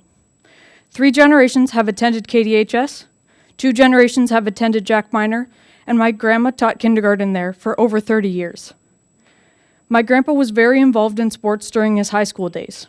He was a proud Cavalier. Later in life, he enjoyed spending time at the Kingsville Golf Course.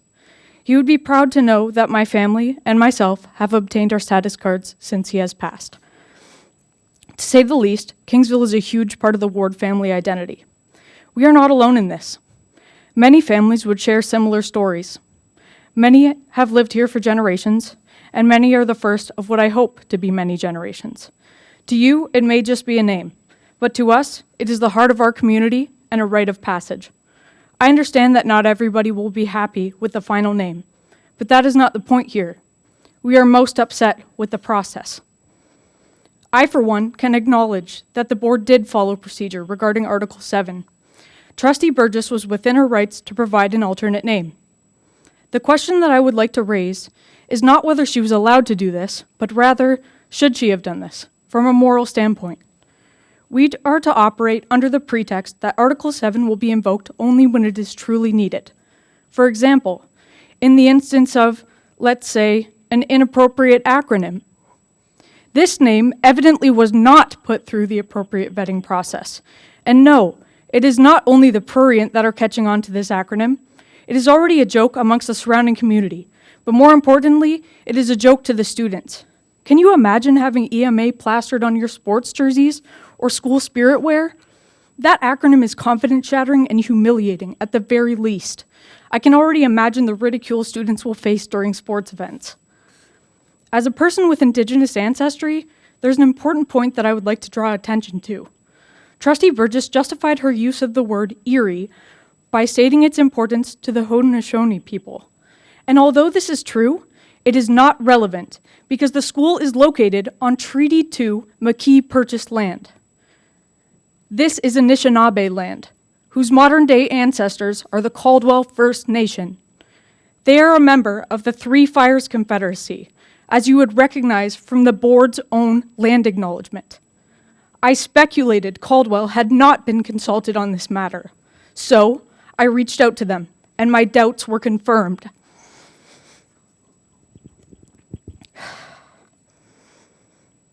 According to Chief Duckworth, Caldwell was not consulted on this matter by any trustee. Additionally, she informed me that the word Erie is not of importance to Caldwell, and that it is a settler word. Why wasn't Caldwell appropriately involved in this process? Please think about the example you are setting for the next generation.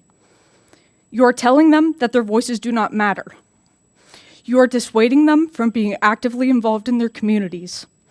You are teaching them not to care because they will not have an impact anyways. Is this the kind of world you want your children to live in? Trustees, I urge you to reconsider this name based on the blatant disregard for all of those that call Kingsville and the surrounding area home. And in the interest of true inclusivity, give the public back their voice. There is still time to mend the situation and build a strong foundation, one of trust and truth. I also have a copy of my speech here, along with the signature list of my 2,000 signature petition. Would a trustee be willing to hand these in for me?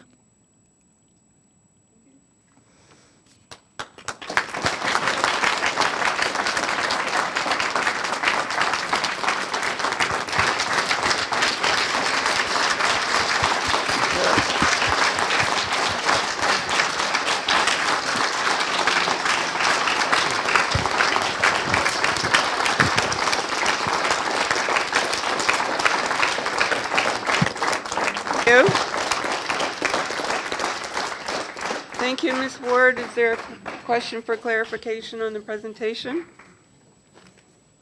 Thank you. We now are moving. Oh, sorry, I didn't see your hand, Trustee. With the Cook. information that was just shared and the fact that some of the facts in the name were not checked, I am asking, and I am putting on the floor right now, a motion to rescind this name for the committee to meet again, a new committee with a new chair. This is a disgrace that Erie was not checked out. I'm putting that motion on the floor. The motion has already been defeated. Sorry. What's her name? Yeah, that's out of order. If you have a question for clarification. Thank We're you. moving on to our third. I have a question for clarification. Sure. I'm not completely sure that I got, but my understanding, and if you could confirm this, is that Erie is not with Caldwell First Nations and Anishinaabe. Would that be correct? So, Erie is not an existent word in the Caldwell language. The lake is of great significance to Caldwell, whose land the new school is on, but they did not refer to it as Erie.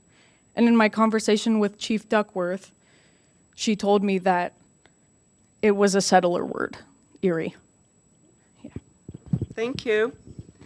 And our next speaker is Will Cowell, and we need to access Mr. Cowell on the phone.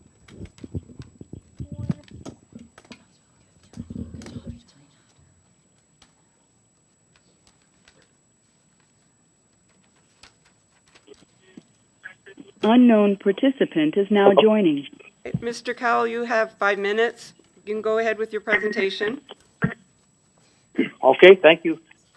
And thank you to all the speakers that went before me. Madam Chair, my name is Will Cowell. Participant is now joining. Born. Sorry, Can you hear me? Mr. Cowell, sorry, we're having some problems hearing you. Are you using a cell phone or a landline? Yes. I have a cell phone. You need to mute the meeting. I have. Do you have the computer going as well?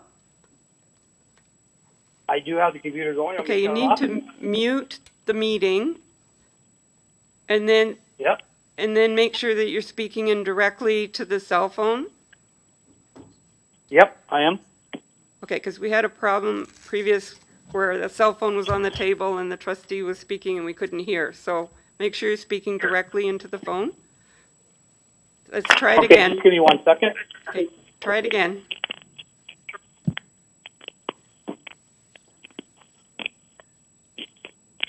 Just 1 second. Can you hear me back? Yes.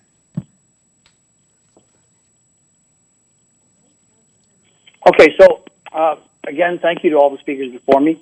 Madam Chair, my name is Will Cowell, born and raised in Kingsville, and my family has resided here in and around Essex County for many generations. I'm a husband of 32 years, and my wife is 100% Indigenous. She is Haudenosaunee. For my full report, I can be contacted by email wcowell1@gmail.com. Carl Jung, globally known as a prolific influencer in the fields of psychiatry, anthropology, archaeology, and literature, said, if you cannot understand why someone did something, look at the consequence of their action and then infer their motivation. As an MSc postgraduate professor, I teach and expect transparency and traceability as a transformational attribute to all my students, as it is a prerequisite for all forms of business, boards, and bureaucracies. This requires boards to inspire those it means to govern. My goal in this brief statement, is to bring energy for more transparency and traceability with GECDSB processes based on the references of the February 20th video. And they did not include the finalist names in the naming process. The process I used was to observe, listen, transcribe, and analyze the video section from 46 minutes through 1 hour and 30 minutes to open and conclude the motion brought forward to invoke Regulation 7 with an alternate name. My careful assessment took a great deal of time, so I offer my full analysis at wcowell1@gmail.com. These highlights are all supported by in-depth specific February 20th video references. The naming of the new JK through 12's Kingsville and catchment area school has been understood to not have Kingsville in the name as early as the announcement in St. Clair College on 13th October 2015. The naming committee process was apparently not transparent and traceable to the name Kingsville not being included, the due date timing, and the Regulation 7 being used. This is a discernible tone. There is a discernible tone of disdainment for the name of Kingsville in the February 20th video, even suggesting Kingsville's history was steeped in racism. There's a question of knowledge within the GECDSB of Indigenous history and current structures with both the Haudenosaunee and the Anishinaabe. The purpose and cycle of a natural aviation bird, the word migration, returning and starting over year after year, is very different from a linear human student migration, maturing and developing in an ever-expanding intellectual capacity. There appears to be an undercurrent of criteria with the use of diversity, inclusion, and equity, also known as DIE. These are admirable qualities when used appropriately, but not when used with disregard to anyone or to diminish merit, motivation, or morality. There were trustees who attempted to get the GECDSB to reconsider invoking Regulation 7 as it appeared to be an 11th hour diversion and a furthering distrust, which was immediately and adamantly rejected, as were my requests rejected when I tried to speak.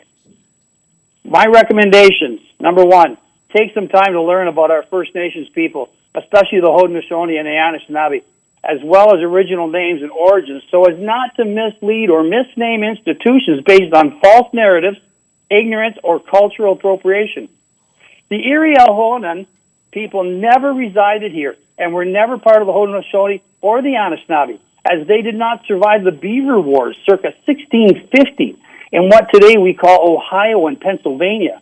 All the reference to longtail refers to the eastern cougar. It's the lake of the cat. Learn the difference between instinctive bird migration and intentional student migration. Request to join the intended next steps transition and branding teams for this JK through 12 school, and be careful when using acronyms for branding. Contact your trustee and administration on a regular basis. Number 6, participate and attend as many GECDSB meetings as possible. Number 7, consider running as a trustee in your own area to bring transparency and traceability to teach transformation and be a role model for students. Watch the February 20th, 24 video, make your own assessment, and share it. Please read my full report by emailing me at wcowell1@gmail.com. Please reconsider and review this policy decision. Thank you. Will Cowell.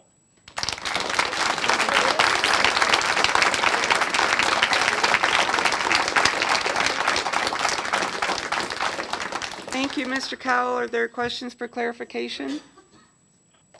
Thank you. Moving on to number 4, Kimberly DeYoung. Welcome, and you have 5 minutes. Hello, good evening. My name is Kimberly DeYoung. I'm the Deputy Mayor for the town of Kingsville, but I'm here tonight as an alumni of 2 Kingsville schools and as a parent of 2 current students. I want to begin with a quote Unknown participant is now exiting. Thanks, Will, for taking my time there. No. I want to begin with a quote from the letter written by our Member of Provincial Parliament, Anthony Liardi, whereby he stated, "The board seems to be sending the message that somehow the name Kingsville is inappropriate, yet no one has enunciated why. On the contrary, the name Kingsville is appropriate and in good taste." A local historian recently shared the history of the King family, and specifically James King, from whom the town of Kingsville was named in 1852. The history of James S. King is the story of an immigrant from London, England. He was the oldest of 4 children. He spoke 7 languages. He emigrated with his wife and his 2 stepchildren to Montreal in 1829, where he was employed as a teacher. He left Montreal in 1834 to flee a wave of cholera, and he headed west. He came to this area with his family in 1835 and again was employed as a teacher. Although he had the title of colonel, which he earned after the Battle of Pelee Island during the Upper Canada Rebellion in 1838, it was not a title that he used in his regular life. He was not known as a military man. Rather, he held several esteemed positions within the Gosfield community. He came up with the original plan for Kingsville, and he also encouraged the residents to build their very first school in 1844. He was Kingsville's first schoolmaster, and he was also a superintendent of schools for the Gosfield Township. So the Amherstburg Freedom Museum has a book titled The Refugee, Narratives of Fugitive Slaves in Canada, which was published in 1856, just 4 years after Kingsville got its name. And in this book, there's a quote from James King. He's characterizing the people of color in Gosfield at that time, whereby he describes them as good, honest, and moral. James King was known as a friend to people who were escaping slavery. In his duties as a conveyancer of deeds, he drafted legal documents transferring lands to people escaping the United States and who were settling here in Gosfield. One such deed was issued to Henry Washington, who became a neighbor of King. If you want to learn more about Mr. Washington, you can learn about him at the Freedom Museum on May 23rd.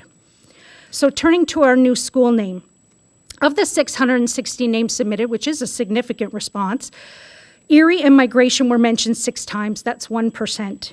Kingsville was mentioned in over 50% of the submissions. Even James King was suggested as a name and got more options, more people choosing it than Erie and migration. People also overwhelmingly would rather use the obvious word school, we're all using that tonight, over the ill-fitting word academy, which is typically used to refer to a private high school. The data from your survey shows that the probability of someone preferring Erie Migration Academy is 1 in 87,000, whereas the probability of somebody preferring Kingsville District School is 1 in 13. This can easily be seen in the community backlash to a name with an acronym that will humiliate our children.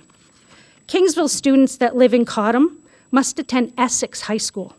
Kingsville students that want to be in the IB program must attend the Leamington High School. Catchment areas that include transporting students to a neighboring town does not indicate exclusivity solely because the school named after the community where it resides is where they're going. The board made the unfortunate decision to close Harrow High School. This was not the fault of Kingsville. Harrow maintains a school with their community name, the Harrow Public School, and despite the controversial history of General Amherst, Amherstburg still has a school with their community name, the Amherstburg Public School. In fact, it seems every smaller community has a public school that bears its name, and Kingsville is worthy of that too. Kingsville is where the new school is located, and it's a name we can be proud of. Indeed, using the name Kingsville for our new school is appropriate, and it is in good taste. Please reconsider and include Kingsville in our new school's name. Thank you.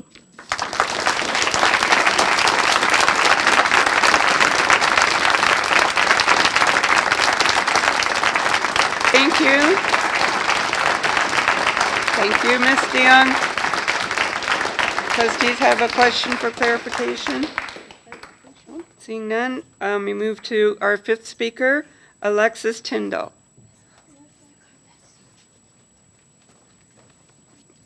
Ladies and gentlemen and members of the school board and fellow attendees. I'm sorry, we can't hear you very well. Maybe you need to get somehow, yeah. Yeah, thank you. Ladies and gentlemen, members of the school board and fellow attendees, I am Alexis Tyndall, and I appreciate the opportunity to speak before you today about the naming of our new school in Kingsville. I'm a proud resident of Harrow, and I'm a proud student at Kingsville District High School, and an upcoming graduate of the new school. Therefore, I'm invested in this topic. First, I'd like to address the lack of representation from Harrow residents in the focus group meeting held at our school. It's disheartening that only one member of Harrow, like a Harrow resident, was in this meeting and leaving many of us feeling left out. As a Harrow resident at KDHS, I can confirm the desire I can confirm the desire among many of us to include Kingsville in the new name of our school. It's unclear to me and several other students why this is problematic given the majority of students coming to the new school will come from schools already in Kingsville. The only exception is Harrow, which already has been said that they have already a school named Harrow. And anyways, I'll keep continuing. Where we have already been attending Kingsville District High School for many of years after the closing of Harrow High School in 2016. It is simply untrue that Harrow residents don't want Kingsville in the name. Additionally, my concern is the name chosen has already become a source of ridicule with the acronym EMA, leading to a social mockery and an embarrassment due to what's widely known in our age group as an acronym for Eat My. This underscores the importance of being thoughtful when choosing a name that reflects our identity with unintended consequences. In conclusion, I urge the school board to reconsider the naming and listen to all those impacted most, which are the students who will be attending and graduating from the school and who are very upset attending EMA. Let's choose a name that avoids unnecessary ridicule. As a suggestion, perhaps we can incorporate elements of Harrow High School, such as its colors or mascots, to represent both Harrow and Kingsville in our new school identity. Thank you once again for allowing me to speak on behalf of fellow KDHS students involving those living in Harrow.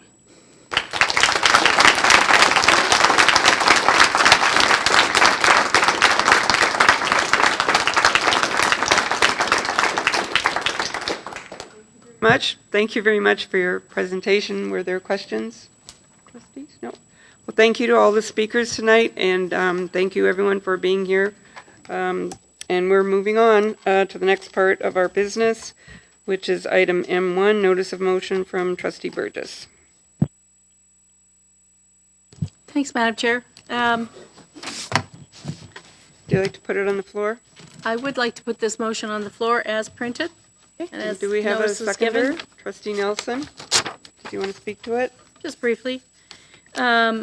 We have looked at this policy, and I don't think there's a whole lot wrong with the policy personally, but we've looked at the policy and its regulation several times over the last 5 years. Generally, our policies come in a cyclical manner every 5 years, but school naming has been a hot topic, I would say, for at least 5 years, and not just in our area, literally globally. So we have had to look at it, and some concerns have been raised, and we've brought it back to policy several times. I think we still don't have it right.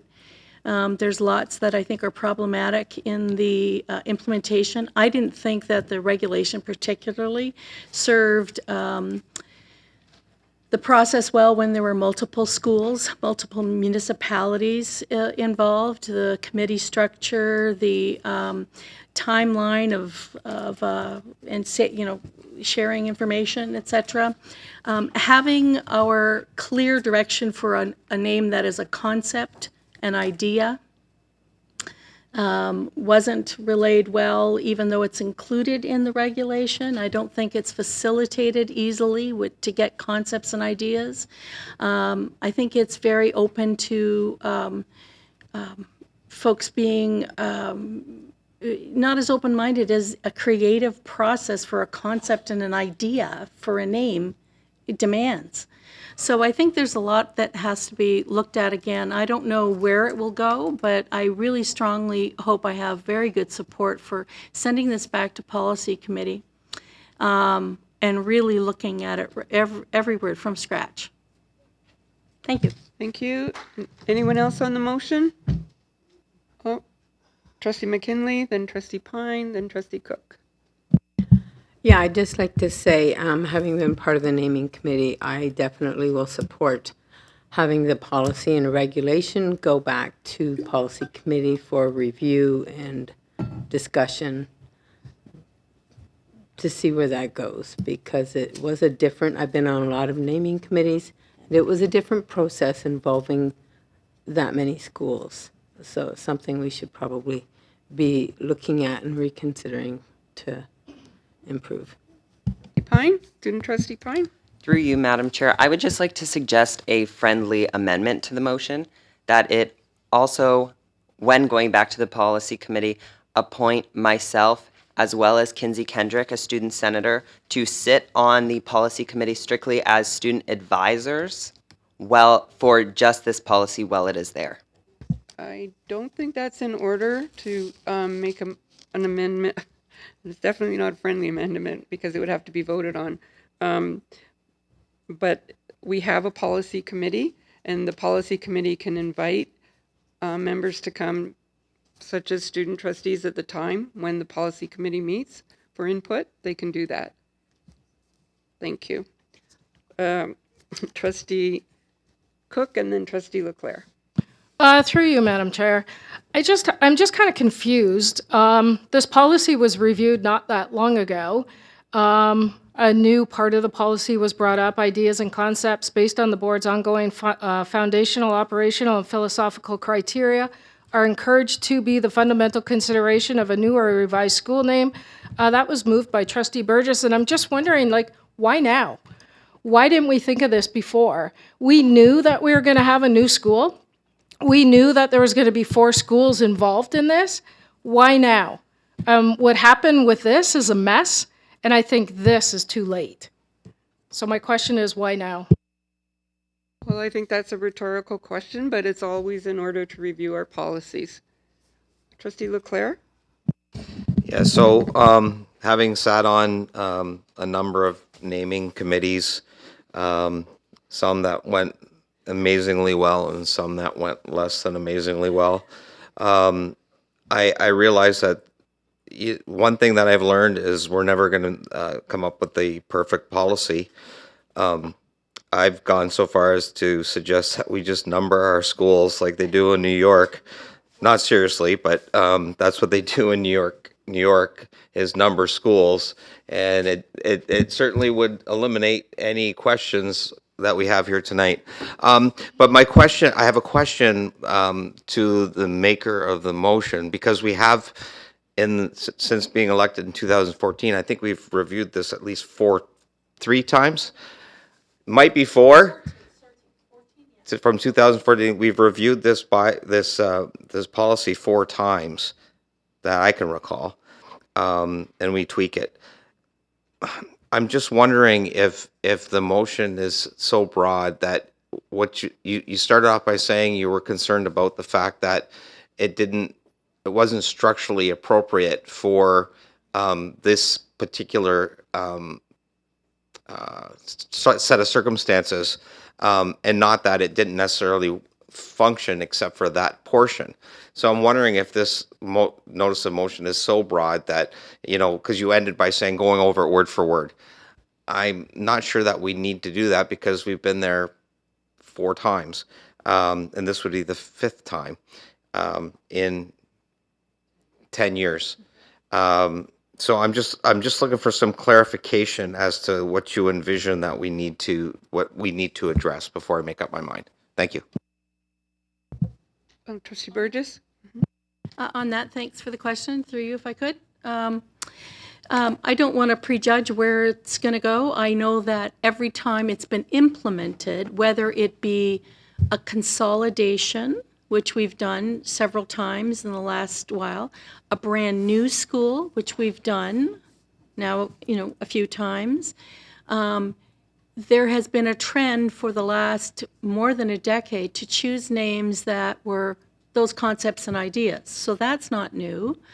If that was something that we wanted to change, and I mean, it's up to district school boards to brand and name their schools. It's nobody else's jurisdiction. It's not a recommendation of administration. It's a governance issue. So if we wanted to change wholesale and, go to numbered schools, that would be in our our bailiwick.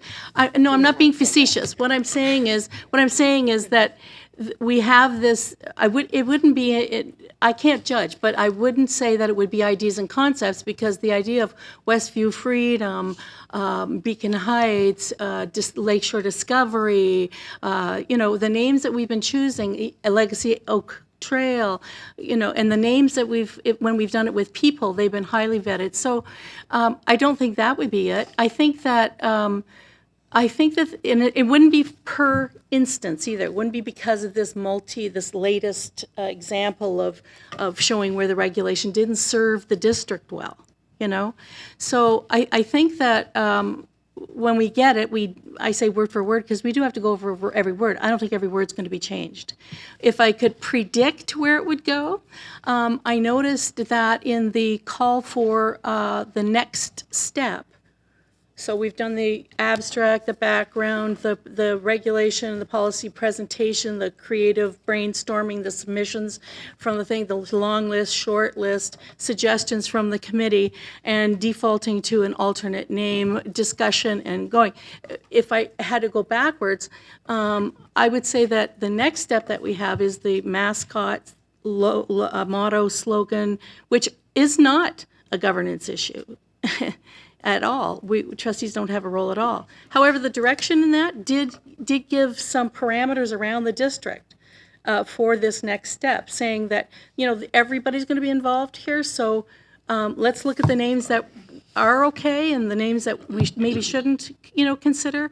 A direction from a district. Last meeting, when we were talking about it, we noted that how many norths we have in our district. That wouldn't necessarily happen at a naming committee that maybe doesn't know the other 70 names, So there's a district, a perspective that I think is lost in the regulation.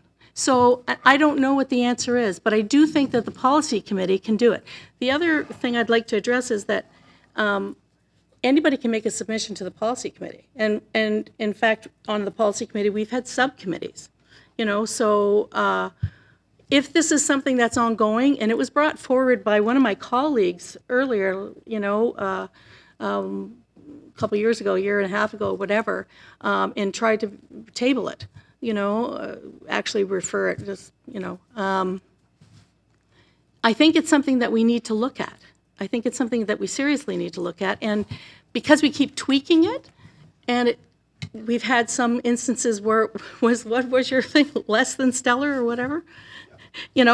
I think that we need to get those ideas and put them in the regulation somehow.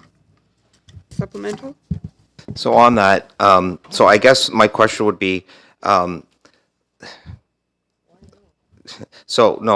question would be, we've heard from people tonight, and the question would be, was the process the way it was administered and delivered, was there failures in that, or was this a policy failure? I guess that's what I'm asking. I'm not sure, though, who would be in a position to answer that. The policy and regulation were followed. I looked into that. They were followed. Okay, so what I'm asking. So that would be, I think, why this is being referred, and then it would be see if there's something better. Okay, so what I'm trying to understand is we've done this 4 times already, and sometimes the policy, sometimes successfully, sometimes, as I said, with less than stellar results. Difficult, yeah. It's been difficult. My question is, it's hitting the floor immediately after what's just transpired, and whether or not, as committee chair, Trustee Burgess feels that was there gaps in the delivery administration of the process as opposed to a failure of the policy? Thank you. Trustee Burgess? Through you, ma'am, if I could.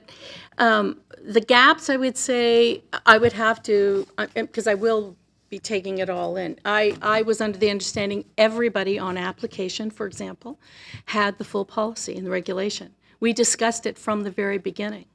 Everybody had the notes distributed clearly with, and this is not in defense of the last thing. This is, I'm saying, for the gaps. The gaps are, to me, a really good checklist.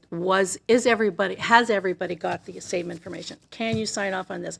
Do you agree to this? Do you agree that it's, you arrive unbiased, you've got an open mind, whatever. Do you agree that we are not going to be looking at these particular things? So I think that to make it a district decision where a committee brings forward suggestions that still has to be ratified at a board meeting, at a district level, we have to be able to have a more supportive regulation. So as far as, I'm not pointing fingers, I'm just not going to point fingers because I think everybody was well intended. There was a lot of work. I'm very grateful. There's a really unfortunate narrative out there that because you're not deeply listened to and understanding and really considered, and there's another decision that's disrespectful. It's not. It's I want to be respectful of everybody there, and I want to have everybody who's in the regulation, in the membership, whatever, that they feel that they've contributed and that they know what the next steps are, fully informed. Because I feel that wasn't delivered. So if I could add to that, because I just sat on the naming committee as well for the new school in Tecumseh, St. Clair Beach. So I didn't find any particular issue with the policy, but it's in the fine tuning of the regulations that I think, and these are the first school namings under this particular policy and regulation. So I think it's fair to say that the policy committee will look at it and look at how the regulations could perhaps better assist the community. Okay. So on the motion, Trustee Cook? So I just heard from Trustee Burgess saying that there were issues with it and that people weren't given the information, some of the paperwork, etc. So with that being said, I'm just going to ask, would you consider rescinding and starting over? That would be fair.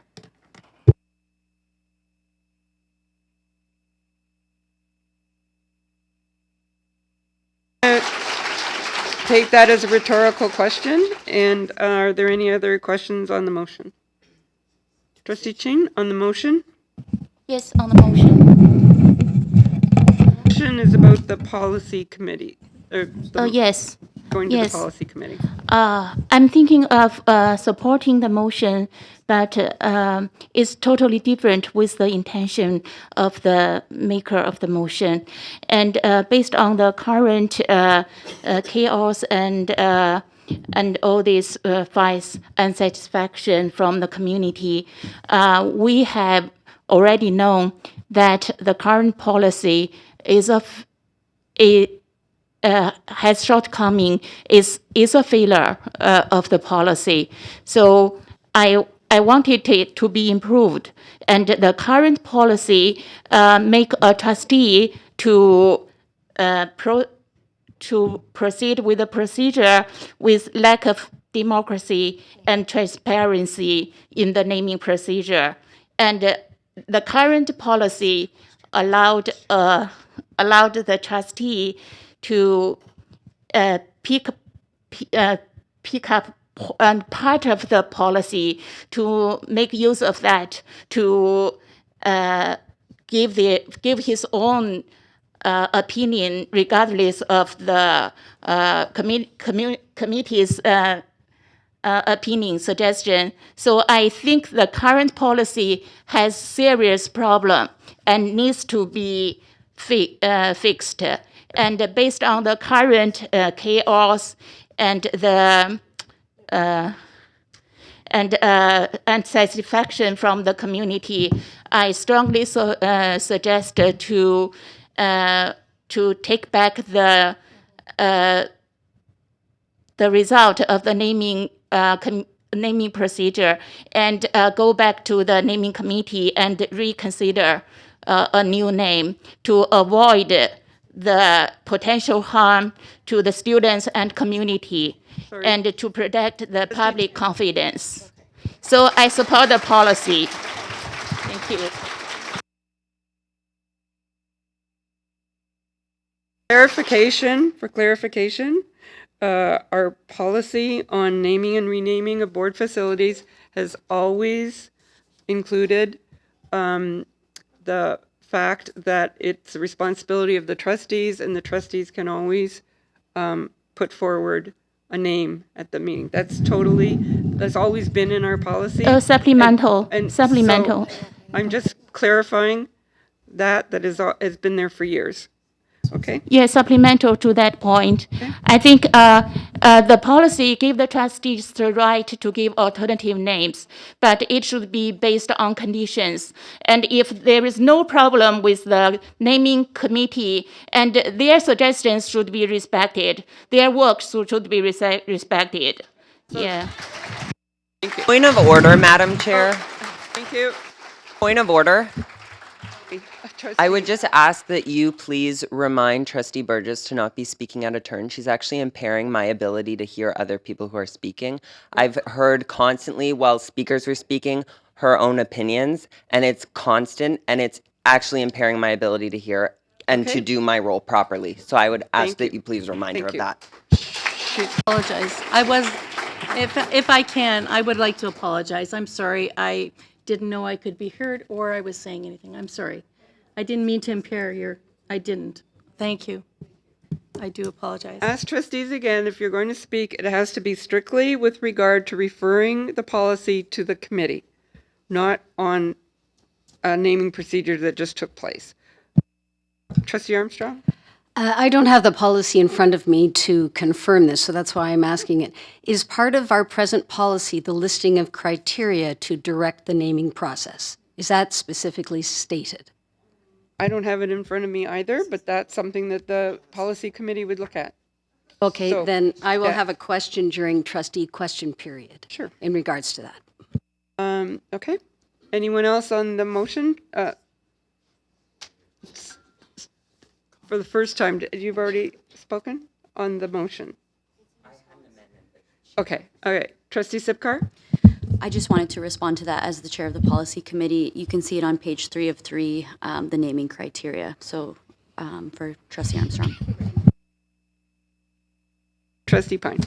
I would just like to request a recorded vote just so that myself and Student Trustee Mohammed's votes are recorded in the minutes, and have it also recorded in the minutes that I will only be supporting this motion if the mover will say that they will recuse themselves from this, because I feel like as the chair, the reason why this is going back, it seems self-serving and sends bad optics on the board. So that would be my only thing. I'm going to call those comments out of order and ask you to withdraw those comments. Yep. Those are offensive comments, and I'd ask you to take them back, or I have to ask you to leave the meeting. I would directly apologize. That was not my intention. I was just trying to explain my vote for anyone watching, and I will withdraw that. Thank you. Anyone else on the motion to refer the policy to the committee, to policy committee? Sorry. For the second time, Trustee Sipcar. Thank you, through you, Madam Chair. I was debating if I was going to make any comments. I'm actually not going to be supporting the motion that Trustee Burgess is making, and my rationale is, as the chair of the policy committee for the last 5 years, and having witnessed 2 names come forward at the last board meeting, it is very evident to me that this wasn't a failure of the policy. I think that it is always under the purview of the trustees to make the final decision, and we did that. And I believe that there was a community response to that, and that doesn't necessarily mean that the policy was incorrect, because as noted, it was followed very closely. So having gone through this several other times, I don't think that it is completely necessary. And also, I think that we're always going to be, well, it'll be a continuous improvement in other ways, but I think the current policy as it stands allows for these flexibilities, and I don't think we need to revisit it based on the last several naming committees. And Trustee Burgess, would you like to speak for the last time, and then we'll call the vote? Thank you. Not much to add, except to say that I hope that and I do hope you do support this. I think it needs revision, the regulation. not as much the policy, as I said, but the policy follows, the policy gives the statement, the regulation fills in the blanks. I think that it needs, things have been brought up like, what is a presentation from a superintendent?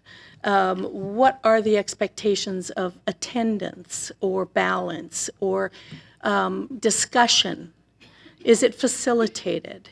Is it the chair? Is it the area trustee? Is it like, I think there are some fundamental things that we have to look at and confirm, say, yes, it works, or no, this is an opportunity to make it even better. I don't see that there's going to be gigantic change, but I really honestly think it can be improved to make the next time this happens much more informed for everybody, and that everyone understands that despite the outcome, that there is respect and understanding for everybody's input.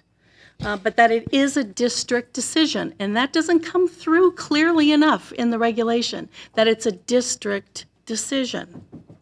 Thank you. Thank you. I'm now going to call the question. Trustee McKinley? We've been asked to. Yes, I support moving it. Okay. Trustee Burgess? Point of order. Sorry. Point of order. The request for a recorded vote had conditions attached to it, which, well, you I called firstly for a recorded vote and secondly. for, okay, I just want to make sure that there's no conditions attached to the recorded vote. Thank you.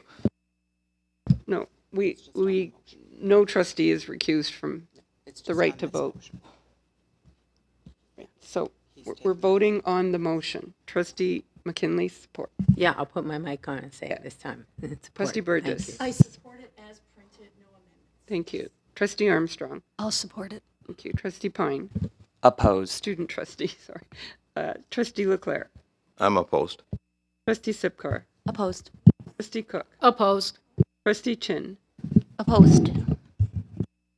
Student trustee Mohammed? Opposed. Trustee Nelson? Support. And I support. So I don't know where we are. 1, 2. Sorry, how many?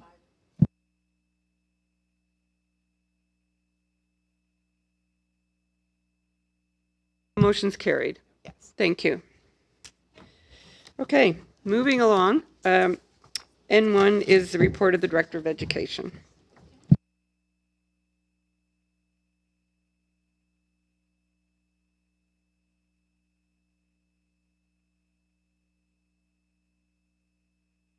That's okay. Thank you.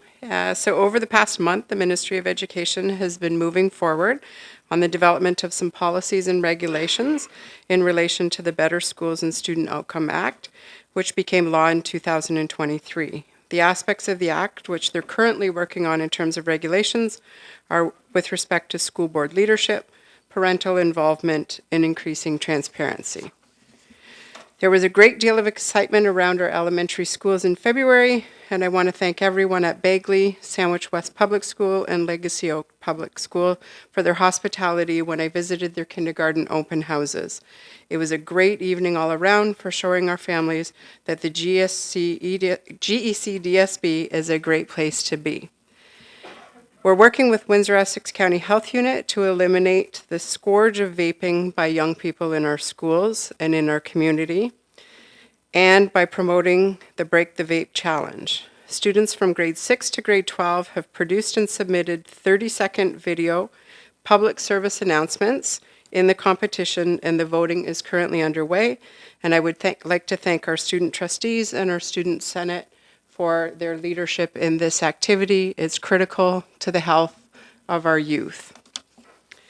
More than 1,500 elementary students faced off in a friendly battle of wits and strategy at the annual Windsor Chess Challenge, one of the largest such chess championships in the country, and the top players from the recent event will be invited back for the playoffs, which will begin on March the 30th. In May, we will honor staff and community partners with our Champions of Education, as we do every year, and our Outstanding Service Awards. Here you'll see Vicki Young, who has volunteered for more than 20 years at Princess Elizabeth Public School and is a true champion for education. Because Vicki has some very serious health concerns, we wanted to raise her spirits by presenting her with the award a little bit early. It was an extremely emotional and a very humbling experience for me, as well as for the school community. It was so evident that she is absolutely adored by every staff member and every single student within that building. Throughout February, we celebrated Black History Month, featured video submissions for our students about Black joy and Black excellence, which were posted on our Instagram account. Schools, including Kennedy Collegiate and Roseville Public School, have held assemblies that included art, music, poetry, and video presentations. Staff from our Human Resources Department have been very busy recently, spending time reaching out to and meeting with our potential future employees at career fairs that were held at both the University of Windsor as well as St. Clair College. The talented folks at Walkerville Center for the Creative Arts recently staged Legally Blonde, the musical, and it was an explosion of pink on the WCI stage for 5 days. I was so invited to be invited back to Walkerville to see the production, and it brought me back to my vice principal and principal days and remembering the incredibly talented students who go there that are both in the play as well as the pit and the sound and lighting. And thank you to Principal Canty for the invite. The annual Massey Hacks event is coming up in May, and entries are now being accepted. It is a 24-hour skill problem-solving competition for students of all skill levels to explore the world of technology within computer science. Before March break, I was very happy to join the students and staff and the friends of A.V. Graham from the community for their annual readathon, and we had lots of fun, and we shared the joy of reading. And aside, you'll see Bomber there. And while we were in the midst of our reading, the secretary made an announcement and said, "There's a bomber in the building." And the entire building went into a hush, and everybody looked, and I was like, oh no. And one of the teachers then said, "I think we should call the office." And then the principal came on and said, "I'd like to apologize. It is Bomber from the Spitfires. We will not be going into a lockdown." So, of course, that took away from our reading for a few minutes. GECDSB students earned 16 medals at the recent Get Skilled competition that's held at St. Clair College. Their abilities in skilled trades were successfully tested in auto service, carpentry, baking, welding, and precision machining. Prior to the event, the Automotive Repair Association, who were honored last year as a champion for education, presented a check for $4,000 to Superintendent Raquel Roberts and to teacher consultant Bill Fetter. They raised their money at their annual golf tournament, and we will put this money towards purchasing tools and equipment for our transportation technology programs within the district. Elections were just held, as you heard from our student trustees, just before the break for our next year's incoming student trustees. Congratulations to Kiera Trakalovic, as well for the county at Tecumseh Vista, and for Tian Yu Lin from Vincent Massey Secondary School, who will represent the city of Windsor. So I have adopted the We Are One lunch program as one of my enduring interests, and with my background, I think you can appreciate why. This effort is providing a meal every single day to all of the students at Roseville Public School. I and members of the senior team, as well as some of our administration staff, have gone every single day to volunteer to help to serve the meals to the students and help to clean up. We would not be able to do this without the partners that we have from our community who work tirelessly every day to make sure that each one of the students has had a meal that's healthy and fills their bellies. Our superstar chef, Adelina Duplessis, has added to her collection of awards. She was a member of Team Canada at the IKA Culinary Olympics in Germany. She picked up a couple of medals and a sixth place overall finish. She is a teacher at PASS and oversees our community kitchen program that's housed at the Unemployed Help Center. Sandwich West Public School puts on an outstanding theatrical production each year, and their choice this year is Finding Nemo Jr., and it's coming up in April, and it will be open to the public, and Superintendent Allwinder and myself will both be attending. And please, and final, join the Greater Essex County District School Board in wishing all of our Muslim students, our staff, and our community members a blessed and a peaceful Ramadan. Ramadan Mubarak. Happy to take any questions. Thank you. Do we have any questions of the director's report? Seeing none, no. Thank you very much, Director Houston. Next on our agenda, N2, is the report of the OPSPA director, and that would be Trustee Sipkar. Thank you. Through you, Madam Chair, I had the opportunity to travel to our Board of Directors meeting a few weeks back at the end of February. As it was Black History Month, our meeting kicked off with a speaker who wrote the book Black Boys Like Me, and we had regional discussions around how our school boards are working towards improving Black achievement specifically, learning about grad coaches, things like that, and things that we do at the Greater Essex County District School Board, but also having discussions about how to move those things forward. Secondly, we did hear from the president that she was successful in meeting with federal members of the government, specifically Chrystia Freeland's staff, related to the National School Food Program, which, as Director Houston just noted, we have a number of schools that have breakfast programs. A lot of our students would not be where they are in school or would not be able to achieve as much if we didn't have volunteers and donations from the community. So this is a welcome program funding, and it was recently highlighted by the local visit to our area by the Prime Minister. So I'm excited and hopeful to see that move forward in the spring budget. Then lastly, I think this was a really interesting discussion that I wanted to highlight, and it caught my attention as the chair of policy in that there was recently some news with the Toronto District School Board wanting to revamp their cell phone policy. And it had been released for consultation. There was a lot of community discussion, I'll say, around it, but that they were seeing themselves as the leader in the province, specifically around issues like AI, digital responsibility. And I quickly looked at our policy, and it's up for review very soon. And so I took a lot of notes, and I'm looking forward to having those discussions at the policy level, as things have changed quite a bit in the last 5 years. And so I'm looking forward to the discussions that we can have at that table. There's two upcoming events I wanted to highlight. Firstly was the Labor Relations Symposium at the end of April. Even though we're almost through the negotiations period, it's still always good to understand and see what's up and coming within that sector. And then lastly, there is the upcoming Take Your MPP to School week. And last year, I think we were successful with 1 or 2 meetings during that week. So hopefully we can get a few more in as the MPPs are off on their, I shouldn't say off, they're on their constituency week. And so hopefully we can coordinate something in our schools that week as well. So I'll leave it there. Thank you. Do you have any questions of the report? No? Thank you very much.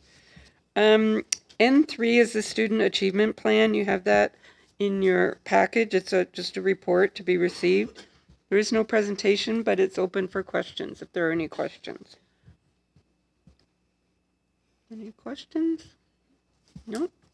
The report was well done. Thank you. N4 is the chair's report, and one of the disadvantages of being at the end of the agenda is that anything I might have celebrated in my report has already been done. So I actually don't have anything to add, so we can move forward to trustee question period. Trustee Armstrong? Yes, it says, thank you to Trustee McKinley for providing me the document for the naming and renaming of board facilities. Number 6 said the list will be reviewed through an equity lens and for propriety and adherence to the name selection criteria. So when, Chair Hatfield, when we spoke last Friday, you mentioned that the board was intending to remove all references to colonization in naming of schools, and therefore the name Kingsville or James King's Village would not be acceptable. Was this info shared with the naming committee? And if not, why not? Because this criteria would have directed student input to arrive at a name they truly could be proud of instead of how we just heard they feel about EMA. I'm not sure that you're quoting me accurately, but that regardless, your question is what? If the criteria... My question is, why was that criteria not named? Because then the kids would have come up with something that didn't have King in it. If it was Trustee named. Burgess? This is a point for information, giving information. The abstract that was shared at the very beginning of the first meeting by our public relations officer included, a good few paragraphs, but one of them was the village, originally founded in 1834 and known as Gosfield, north and south, grew, and in 1844, Colonel King constructed the first purpose-built schoolhouse. He also taught there for the next 25 years.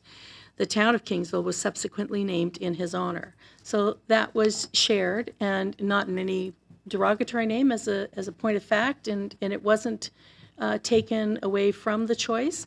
There was discussion that some of the Harrow folks brought forward that there had been an assurance in the transition committee. It was shared at the last board meeting and we've received correspondence from several Harrow residents since who were on the active park ARC closing transition committees, that assurance that no names from any of the constituent schools would be in the selection process. However, 8 years has passed since then. And at the time of the convening of this information about Colonel King was shared in good faith. And as you know, the call for submissions included lots of variations on the name Kingsville. Thank you. Supplemental? Yes, that was not my question. Thank you, Trustee Burgess, but that was not my question. My question was if what you told me, and I'm not misquoting you, I did hear you say that. So the purpose of this question period is not to discuss a conversation that we had where you may or may not be, this is a he said, she said, or she said, she said. So what is your question? My question is, why was the committee not told flat out, full stop, King would not be allowed in the name? I don't know that was a criteria. I don't. Trustee Burgess?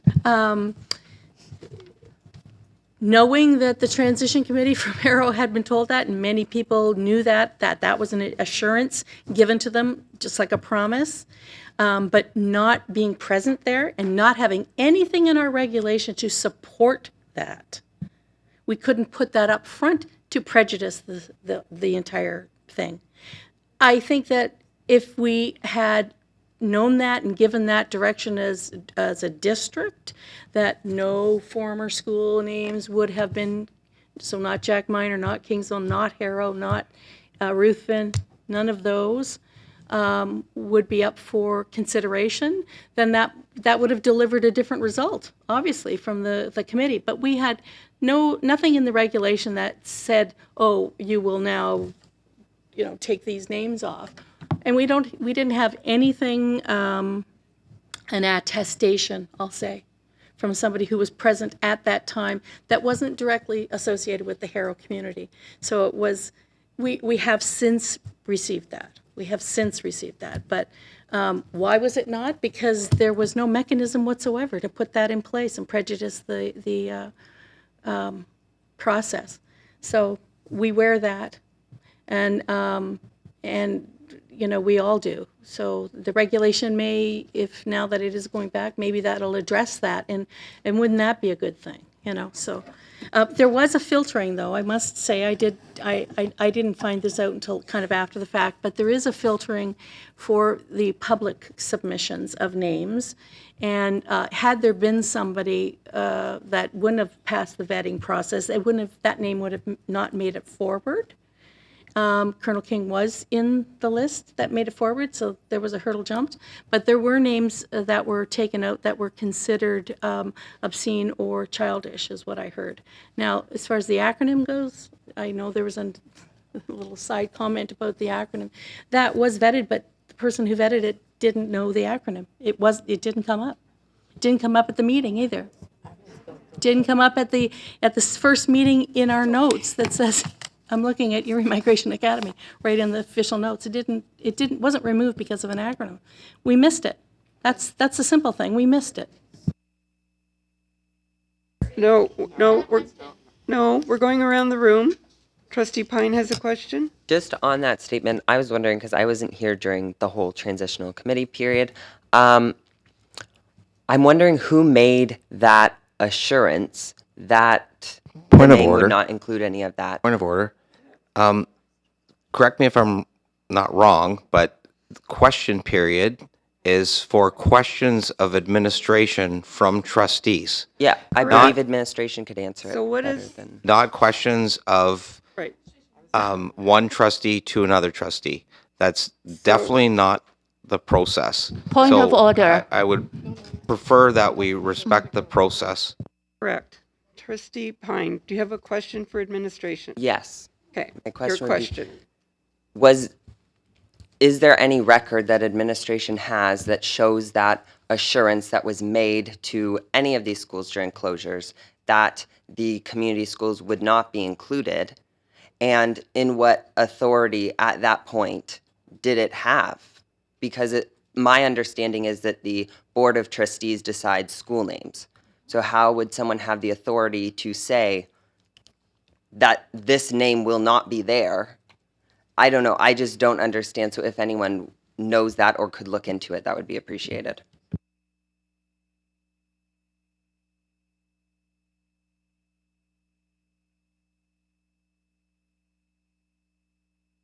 I would say there is no answer. It's a moot point because it's been done. It's done. So. Well, So we don't have an answer to that right now because we'd be going back a decade, I believe? Yeah. 15, 16. Okay, 9 years. Where several members of the senior team were not even here, changed boards, retired, and I can speak to the transition meeting. I was actually in China, so I would have no information about what happened unless Superintendent Alwender happens to recall something off the top of his head. Yeah, I don't recall anything like that. It may have happened, but I don't know. I wasn't there for it. And I didn't promise that. I can say that. Supplemental? Then I would just ask that it's removed from the minutes that an assurance was made, because I think that that's It's not in the misleading. minutes. Sorry, in the minutes of the committee? I don't know. In the What minutes that are being recorded currently. Yeah, we don't do that a we redact transcript. that. No, we don't do a transcript. Trustee Burgess? That's a leap too far in that we have submissions given to us from the Harrow community, just like we have had submissions from every community. I've got them from the city of Windsor, people who know whatever. So, and permission from some folks to share that. So these are all available, and they swear, they absolutely swear that they were given assurances. I'm not going to discount that. If they put their name and their phone number and their public education supporters, then they were members of the transition committee. I'm not going to dismiss that. They're part of the record, and I would enter them into the minutes for these, because they have been given to us and they couldn't come to present tonight as speakers. So we're not going to be late. Correct. Thank you. Okay. Trustee questions of administration. Over here, do we have any questions? Trustee Chin? I have questions. Since Trustee Burgess said that she was not aware of the acronym EMA, during the committee meeting.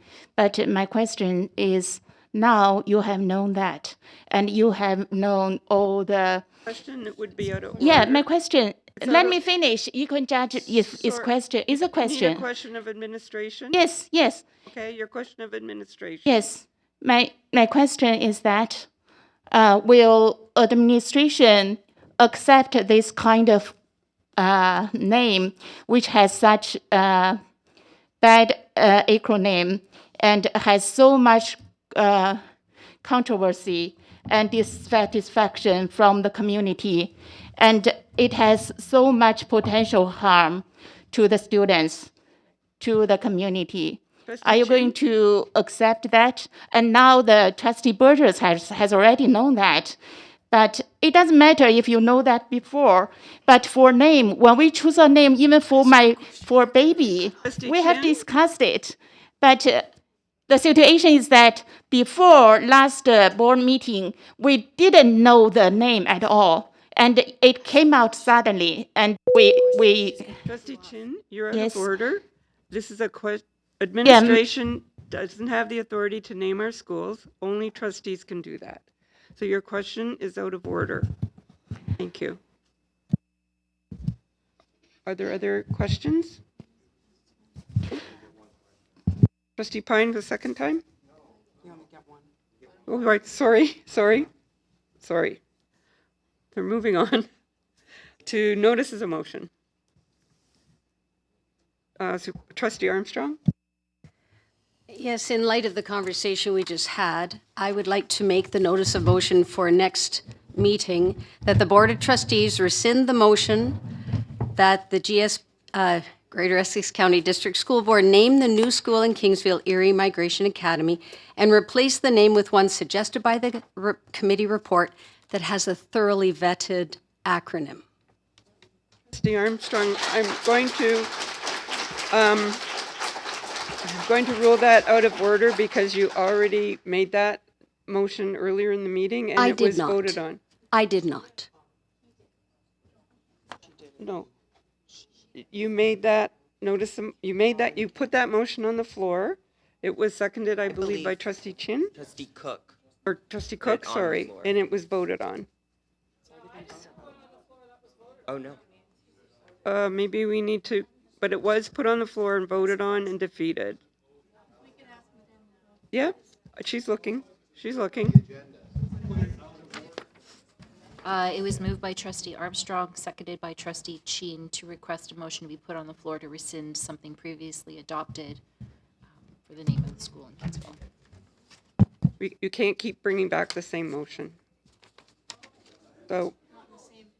So a point of are there order. any other notices of motion? That, to my understanding, that motion was made by Trustee Pipe. No, sorry, only trustees can make motions. Actually, according to the Education Act, I am not entitled to move a motion. It does not mention making. And by me, I'm entitled to request a motion. So I would argue that by me requesting that motion, the motion that I stated and made was moved and put on the floor. That is, moved and made are two very different things.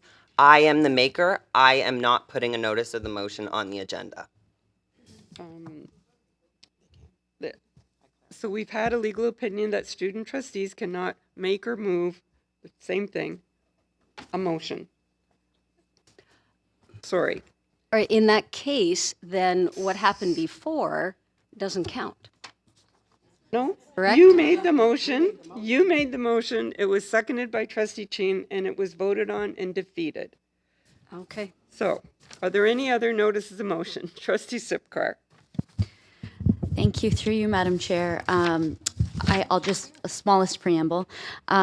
Members of the public may have noticed that there was a notice of motion that was removed from this agenda by a chair's ruling that she shared in advance. That ruling was not challenged, so as a result, I'm bringing forward another notice of motion for trustees to consider for next meeting, which is that the GEC DSB direct Director Houston to work with staff and community partners to pursue viable options for tracks listed in the September 2023 report for trustees to consider for the 2024-2025 budget. Any others? Trustee Armstrong, do you want to put your mic off, please? Thank you. Trustee Chin? Thank you, Madam Chair. due to the high level of unsatisfaction from the community and lack of democracy and transparency in the naming procedure, in order to protect the public confidence, avoid potential harm to students and community, I make a motion to examine the naming procedure of Erie Migration Academy and appraise the corresponding consequences to the board.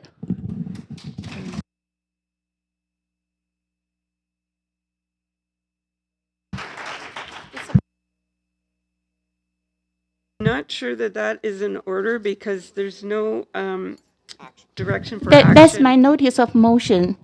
And it's different. I never made same motion before, and it was not discussed. I will review it and advise. Okay. Any others? Trustee Armstrong? In order to do that, do you need a seconder? Because I will second it, okay? Announcements? Are there any announcements? Trustee McKinley? Yes. I would just like to remind everyone that this March 21st is Rock Your Socks Day in support of World Down Syndrome Day. So get those fancy, snazzy socks out and don't forget to wear them on Thursday. I think it's Thursday. Thank you. Are there any other announcements? Nope. Seeing none, then we've reached the end of our agenda, so I will declare the meeting adjourned and thank everyone for their time.